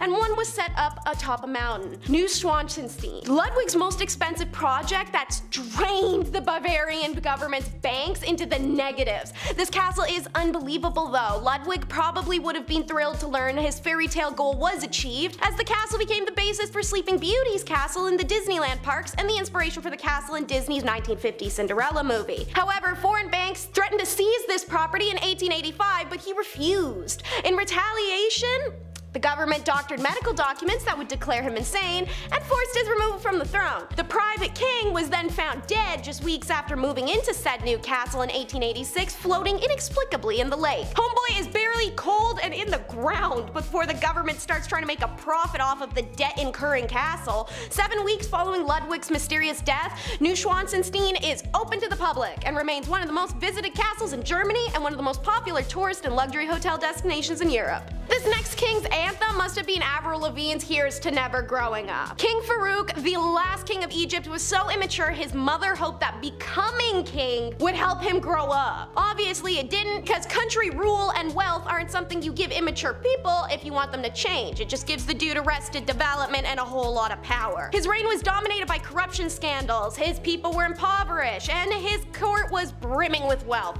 So the Egyptian army eventually intervened, driving him out in 1952. Then the process of clearing out his possessions began. Thousands of silk shirts, an entire fleet of Cadillacs, 50 diamond-studded golden walking sticks. Farouk collected an absurd amount of French Baroque-style furniture, and his coin collection was one of the grandest in the world, consisting of over 8,500 coins, some of which, like the 1993 $20 gold double eagle, and all 5 known examples of the 1913 Liberty head nickel, would be worth millions today, and they were then too. He once decided he wasn't a fan of the railway station he used twice a year and had the old one demolished and built a new one for millions of dollars. And what was most shocking to people at the time was his extensive adult entertainment collection. At the time, the largest adult entertainment collection in the world, worth over $1 million. Picture like when Russell Peters was on MTV Cribs and he opened that dresser drawer and inside all the DVDs had to be pixelated. It was essentially that moment, except Russell Peters actively volunteered and made fun of his collection, while Farouk, when confronted with it, happily admitted to owning it but was shocked by the lewd accusations, insisting they're just classical works of art to look at and be appreciated. This next king didn't have to buy anything, he turned the money itself into big old jars. Whew, name brace moment, okay. Maharaja Sawai Madho Singh II is the former king of Jaipur, and also the only one who's been entered into the Guinness Book of World Records. He was on his way to attend the coronation of Edward VII in 1902 and intended to bring Ganjagal holy water. When toying in what to bring it in, all the options on the market were very Macy's, and Singh, he was more of a Gucci guy. So he finds 2 very reputable silversmiths in the mystery Khana and gave them 14,000 Jaipur silver rupees, which were issued from the Kaptadara treasury of Jaipur state in 1894. These coins are then melted into sheets and shaped as the jars. No shouldering was done. So the results are 2 enormous sterling silver vessels, the largest silver objects in the world, per Guinness World Records. These Ganjalis are still presented at the Maharaja Sawai Man Singh II Museum and are a huge attraction amongst visitors. Number 5. Till death do us part. Funerals are pretty expensive, especially a royal one at that. It takes a lot of power to dig and then carry around these massive caskets, which back in the day was even more exhausting because, we didn't have protein shakes or any food really. Joanne of Castile was born in 1479. Her marriage to the Duke of Austria was arranged, but she was very much in love during this time. When her husband finally met his fate in 1506 due to typhoid fever, Joanna would have his tomb unearthed over and over again and then reopened over and over because she wanted to make sure that he was still in there and that he was still dead. Now of course, on one hand, yeah, I feel bad for the queen here. She was clearly not coping with his death very well, but like this, what a privilege, what a gross privilege this is. To have his tomb open and closed over and over again, she would make people carry around his casket everywhere she went. Sometimes she'd even keep it under her bed. That's creepy. See, ashes I could understand. That's like a one-man job to carry those around. A little less odd, but a 1,000-pound royal coffin? I also feel bad for the guards who had to cope with his death as well. They had to carry everything. They must have had one really jacked arm after that entire process. Number 4, a duel. A duel with a princess? What is this, Star Wars? What is this list? Hungarian Princess Pauline von Metternich was married to Prince Clemens. She was born in 1836, and she had to marry her uncle when she was only 20. So, yeah, surprise, surprise, she was a little unhappy. Weird, right? Who would have guessed? So since the marriage began, her husband was involved in numerous affairs. He liked going after actresses or singers, whoever. He barely paid any attention to her at all. That is until, she started to have a little fun in life. Yeah, then he's like, oh, how dare she? Yeah, once she got over this gross prince, she had a great time. She drank, she smoked, she defied convention, all things you shouldn't do, but most notably her duel in the summer of 1892. Yeah, she challenged another royal, a countess, to a duel in nothing but a corset. To this day, it's not yet determined who won this duel, but a princess dueling in the dark after some drinks? This is epic, this is wild. Imagine if this was a Disney princess instead of Sleeping Beauty. Are you kidding me? Parents would be like, okay, go off, queen. I'm on board. Don't look. Number 3, Ice Princess. Anna Ivanova, the Empress of Russia from 1730 to 1740. Okay, where to begin with this one? It's kind of chilly. First of all, Russia is a pretty cold place. This is coming from a Canadian. This next story sounds absolutely awful. In celebration of their victory over the Ottoman Empire, Anna Ivanova gave the order to build an ice house. An ice palace, rather. Of course, it's a palace, a big glorious, the best of the best for a princess, right? Always. 20 meters by 50 meters. Every corner was carefully crafted. Some guy was just like licking the corners to make sure they weren't sharp. There were intricate decorations all over, like ice trees, ice birds, yeah, you get it, a lot of ice, it was an ice thing. Everything was made out of ice. How magical is that? Hope you brought your non-slips. Princess Ivanova arranged this to celebrate the marriage of one of her maids and a prince. These two didn't know each other prior. They were then forced to marry each other in a freezing cold palace, and then they had to ride an elephant. Again in a freezing cold palace. And all the guests were forced to attend the wedding dressed up like clowns. Yeah, this is pretty awful. Nothing like the film Frozen at all. Way different of a princess. Different Anna. Number 2, Heart of Glass. Alexandria of Bavaria, the 23-year-old Bavarian princess who believed she was made out of glass. Isn't that fun? Isn't that fun to deal with? Imagine that. Alexandria was also quite the scholar at the time. The young 19th century princess was into reading and literature, all that good stuff. But she also believed that when she was younger, she had swallowed a tiny glass piano. So if she were to move around too quickly or bump into anything, she was afraid her inner piano would shatter into pieces. Do I think this is a princess being spoiled? No, not at all. This was probably an undiagnosed psychological condition. But at the time, everybody was like, oh, she's just fragile, she's noble, she's a noble glass lady. No, she literally thought she was made out of glass. This is a problem. The glass delusion was common in the Middle Ages, but again, so were barbershop dentist surgeons, so, you know. And finally, number 1, Isabella of Spain. Going back to the 15th century to Queen Isabella of Spain, we're getting pretty nasty for this number 1. For queens to brag about their wealth, status, their man, you name it, is normal. But to brag that you've only bathed twice ever in your entire life, that's an odd flex, okay. Well, way back in 537 AD, Rome had 11 aqueducts that ran to over 1,000 public fountains and over 900 bathhouses. It was quite important, but then when invading Goths came in and, cut them off, the Catholic Church had no idea how to fix the problem. So instead, they just started telling everybody that bathing was a sin only practiced by pagans. At number 10, the king of hobbies. Everyone has their interests, right? Like, for example, I like video games, and I like watching people scream at their teammates for not helping everyone else out. I'm looking at you, Blake. For kings back in the day, they didn't have people on Rocket League to scream at, so they had to find other interests. For Tsar Peter the Great, he had a lot of interests, and they were all very bizarre. Firstly, he had an obsession with short people, especially dwarves. To him, they were like his real-life dolls or something, and he would hold weddings for them, and even hold lavish funerals, complete with small horses pulling a small coffin on a carriage, and even a very short priest to hold the ceremony. But other than this obsession with short people, he also dabbled a bit in medicine. He liked watching surgeries be performed like he was trying to be on Grey's Anatomy or something, but when watching the surgeries just wasn't enough for him, he would sometimes perform them himself. Now remember, he's not a doctor, so it's no surprise to learn that these surgeries rarely ever went well and people died. I certainly wouldn't trust him to give me any kind of surgery, but he was a king so he could do whatever he wanted. Peter the Great also loved dentistry. It is said that if you wanted to get all buddy-buddy with the king, all you had to do was let him pull your tooth. Sounds like the guy was one heartbreak away from starting his own medical drama, but in the worst way. Number 9, banning coffee. This is the worst of the worst, people. Murad IV, Sultan of the Ottoman Empire. The guy banned coffee like an absolute monster. No more triples for you. He was born in 1612, and for the most part, his mother was ruling through him because he was so young. That's often the case with most of these young rulers. They just get, hey, you're 7, now you rule a kingdom, enjoy. It's tough, they're not gonna know what's going on. But when he got a little bit older, he put forth these laws, punishable by death might I add. In order to get things back on track, that was the key. He banned coffee, tobacco, and alcohol. He would actually disguise himself as a civilian during the nighttime and would wander around aimlessly in hopes that he would find one of these dark roast renegades. If you were caught outside having a quick smoke break, you weren't arrested, you didn't get fined, but rather Murad IV himself would take your head off right there in the streets. No trial, no jury, just straight to execution. All because you're drinking a Bud Light Lime.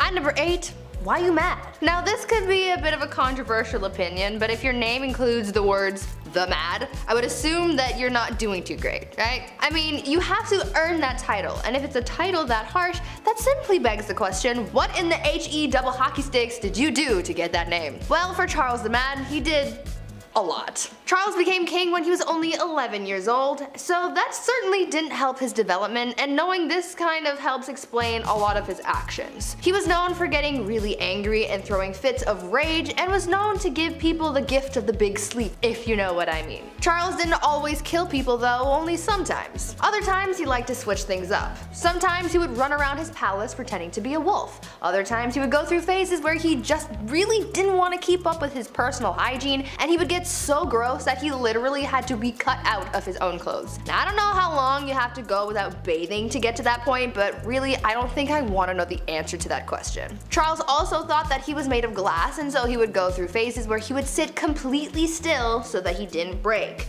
Kind of like Drax from Guardians of the Galaxy, but not as, you know, extraterrestrial. Well, maybe he was. That honestly would explain a lot. Number 7. Party hard. Zhu Huzhou was the emperor of the Ming Dynasty in the early 1500s. Now lately we've been talking about kings and queens, we're on part 2s for both now, and there's a good amount who simply just aren't ready, they're too young to rule. Like Joffrey from Game of Thrones. Kings like that actually existed, they were horrible. They were young, they were too young to know what was right and wrong. Plus they usually have some corrupt parents whispering in their ears the entire time. Zhu took the throne at just age 14, and for a while, ministers were confident that he would grow into the role and become the leader that he was born to be. Well, when he got older, he transformed a zoo just outside of Beijing. He transformed it into his own personal brothel. Yum. I mean, on one hand, I'm glad the animals are free, but like a zoo? You couldn't find a more romantic place? Can convert an Applebee's to a brothel, maybe? I don't know, something with AC? His final days were spent partying, and some would say a little bit too hard. He got intoxicated and fell from a boat. That's how he ended his life. Honestly, not a bad way to go out. Pretty OG.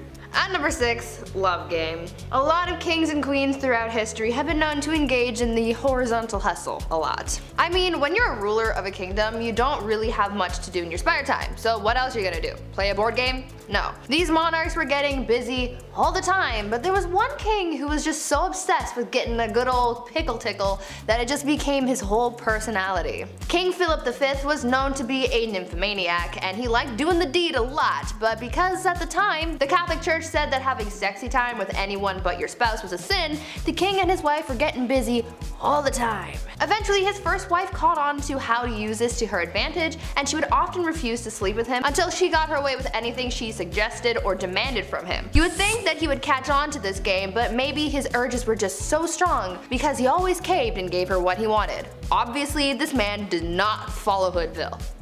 Absolutely not. Just to give you guys an idea of how obsessed this guy was, when his wife was on her deathbed, before she went he literally tried to get one last bang in. On her deathbed.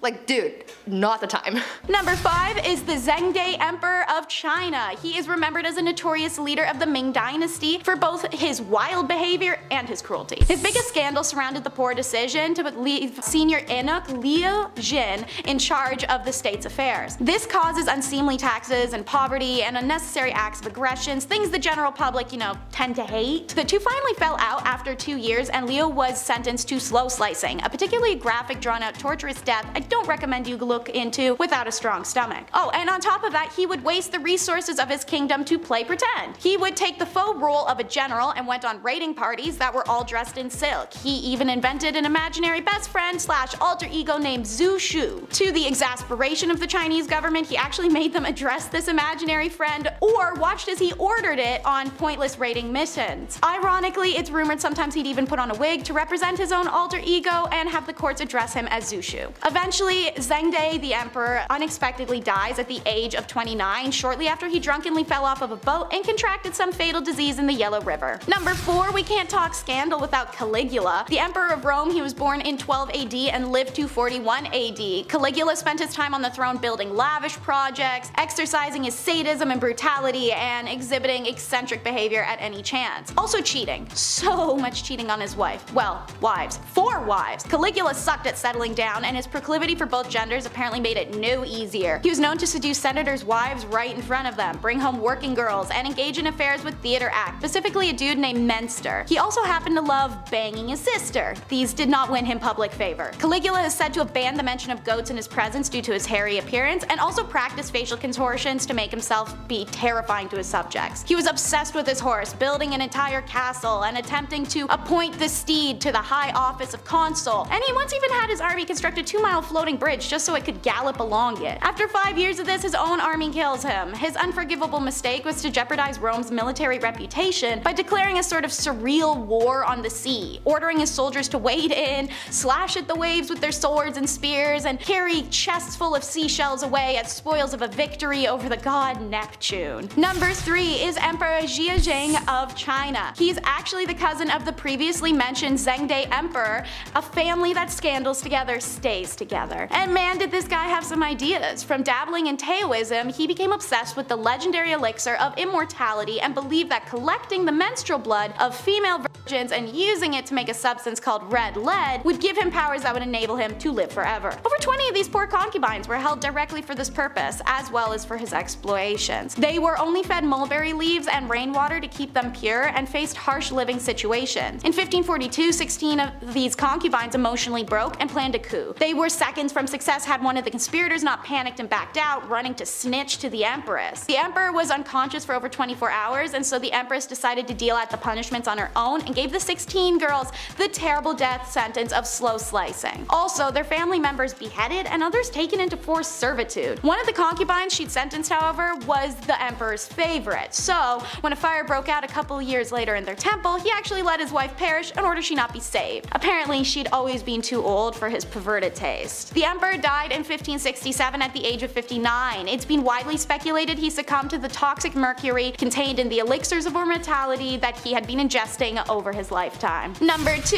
is Charles III. He ruled from the time he was 12 in 1380 to his death in 1422, whilst under the 100-Year War of England was at its peak. Naturally, this is a horrible time to have someone dubbed Charles the Mad on the throne. In 1392, he shows his first red flags of instability when he suddenly turns on his own knights during a manhunt and starts attacking his own advisor. It took several knights to subdue him and carry him back to the castle. It's all downhill from there. While they had assumed it was stress that caused that outburst, in the following years it would prove otherwise. He began to forget people's names and roles, including his own. He would forget where he was, even like he was king. Maybe this was because he spent so much time running around the castle on all fours pretending to be a wolf and howling at people. By the time Charles was convinced he was made of glass and banned people from touching him lest he break, well, his family had written him off. But now there were multiple sides vying for that throne. So during the 100-Year War, civil war breaks out in the French monarchy between Charles's brother and cousin. This allowed England and other countries an immense upper hand in invasions, and so by the time Charles dies, much of France was occupied by foreign powers. And number 1 is Emperor Rudolph II. This guy was a known disaster. He was elected as the Holy Roman Empire in 1576 when he was already experiencing deep depression and mania. He also immediately tore up the religious settlement that for the past 20 years had kept Germany's Catholics and Protestants away from each other. Ending all peace, he embarked on a crusade to eradicate Protestantism from Germany's towns and villages, restarting an unnecessary war that had already been finished. Protestants' response was fast and strong, a self-defense league, alongside Hungarians rising in revolt and Turkish also taking an offensive.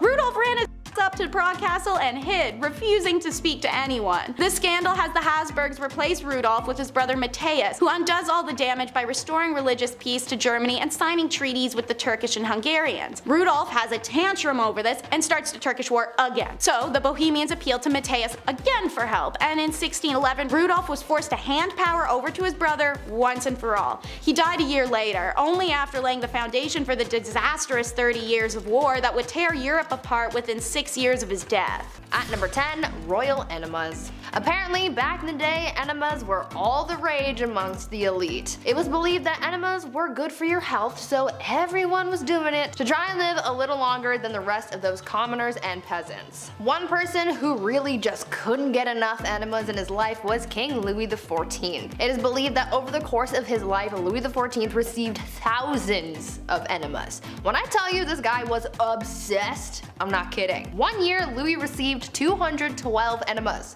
In just the 1 year. And of course, he had to make his enemas a little jazzy and couldn't just use water like any other person. Oh no. My guy was using things like almond milk. His enemas were also sometimes scented with orange or rose, and sometimes even colored just to make it a little more special. To get an idea of just how obsessed the elite were with receiving enemas, just think about the fact that a French duchess once received one during a court ball. The duchess was in the middle of having a conversation with Louis XIV, and during this conversation, one of her maids came over, snuck under her dress, and gave the duchess an enema on the spot. Ew. These people were so weird. At number 9, pampered pony. I'm sure I can speak for most people when I say when you have a pet, you love and care for that thing like it is your child, right? Well, one Roman emperor might have taken that concept a little bit too far, because saying that he was obsessed with his horse is an understatement. The Roman emperor known as Caligula had a horse named Incitatus. Caligula was a horse racing enthusiast, so Incitatus was his pride and joy, and not too many people were all that thrilled about it, to be honest. When I tell you this horse was treated better than most people have ever been, I'm not kidding. The horse's stall was made out of marble, his manger was made out of ivory, and he was even fed oats flaked with gold. Caligula was also very adamant about his horse receiving a good and restful sleep before a race, and he was so serious about it that he made guards stand outside of the horse's stable to make sure that the horse remained undisturbed while it slept. This horse even had its own furniture. Like, what is he gonna do with it? He's a horse. Caligula was so fond of his horse that he even made it a priest and promised to make him consul, which was the lead position in the Roman government after the emperor, highly coveted by senators. This was the last straw for people because the emperor was putting his horse above his own people, so he was assassinated. Now, before I carry on telling you guys about the wild and crazy things that kings did back in the day, I would like to first ask you guys to consider leaving a like on this video if you're enjoying it so far, and also maybe think about subscribing as well to see more videos like this one. At number 8, Mumia medicine. It's safe to say that medicine from the past is very different from modern times. These days we have pharmaceuticals to treat illnesses, but back in the days of old there were very different and quite questionable methods of treating ailments, and one of those methods included cannibalism. In the 16th and 17th centuries, it was common practice for elites like priests, kings, and other nobles to consume remedies that included human bones, blood, and fat as medicine to treat ailments from headaches to epilepsy, and this practice was called mumia medicine. At first, it started with people using Egyptian mummies and skulls from Irish graves for use in medicine, as bones would be ground and used in different tinctures for various uses. But soon, other parts of the body started to be used. Human fat was later used to treat ailments on the outside of the body, and blood would be consumed as well, as it was believed to contain the vitality of life. Several monarchs were known to use mumia medicine, like Charles II and William II of England, Francois I of France, and Christian IV of Denmark. At number 7, kissing sheets. For thousands of years, monarchs worried about the threat of being poisoned by their enemies, and so they thought of an array of precautions to take in order to prevent being taken out by some kind of spicy death sauce or something. Many monarchs hired tasters to try their food before it was given to the king to make sure that it wasn't poisoned, but some monarchs were also afraid of being poisoned through something that they touched. This is why Henry VIII hired someone with a very important job to make sure that his bed wasn't poisoned. The person who was tasked with making the king's bed was also required to kiss every part of his bed in the morning. They would kiss the pillows, sheets, and blankets to prove that someone hadn't smeared poison on it. The king was also concerned with people poisoning clothing too, so his clothes as well as his son's clothes were also tested for poison before getting dressed. At number 6, eternal youth. I know that there are a lot of people out there who want to live forever. I am one of those people. I am afraid of dying, but I also want to see what humanity will look like many years from now until the sun consumes the earth. Unfortunately, that's kind of impossible, at least for now, until we come up with some kind of way to make people live longer. But this idea of prolonging your life has been around for thousands of years, and one Chinese emperor was super obsessed with the idea and really tried his best to live for at least another 10,000 years. Emperor Ying Zhang was obsessed with finding a magic elixir that would make him live longer, and he demanded that his subjects find this immortality elixir for him. Now, even though he brought a lot of prosperity to people during his rule, he never let go of his demand for immortality, and it put a lot of pressure on his underlings to find him something to help him live forever, but obviously that didn't happen. He was so concerned with his lifespan that he even brought magicians into his court. His obsession alienated him from his people, and after all of that effort trying to live longer, he died at the age of 49. At number 5, no bathing. These days, bathing is kind of a necessary thing. You gotta be clean, you have to smell nice, you have to practice proper hygiene. But back in the olden days, this was the complete opposite, and nobles rarely ever bathed, and it was kind of a trend. Over time, physicians began to believe that bathing was dangerous, and obviously the nobility tried to protect their lives and well-being at all costs, and so they just stopped bathing. In a popular 16th century medical book, it was advised, quote, "Use not baths or stews nor sweat too much, for all openeth pores of a man's body maketh the venomous air to open and for to infect the blood," end quote. So yeah, they thought that taking a bath would make you sick.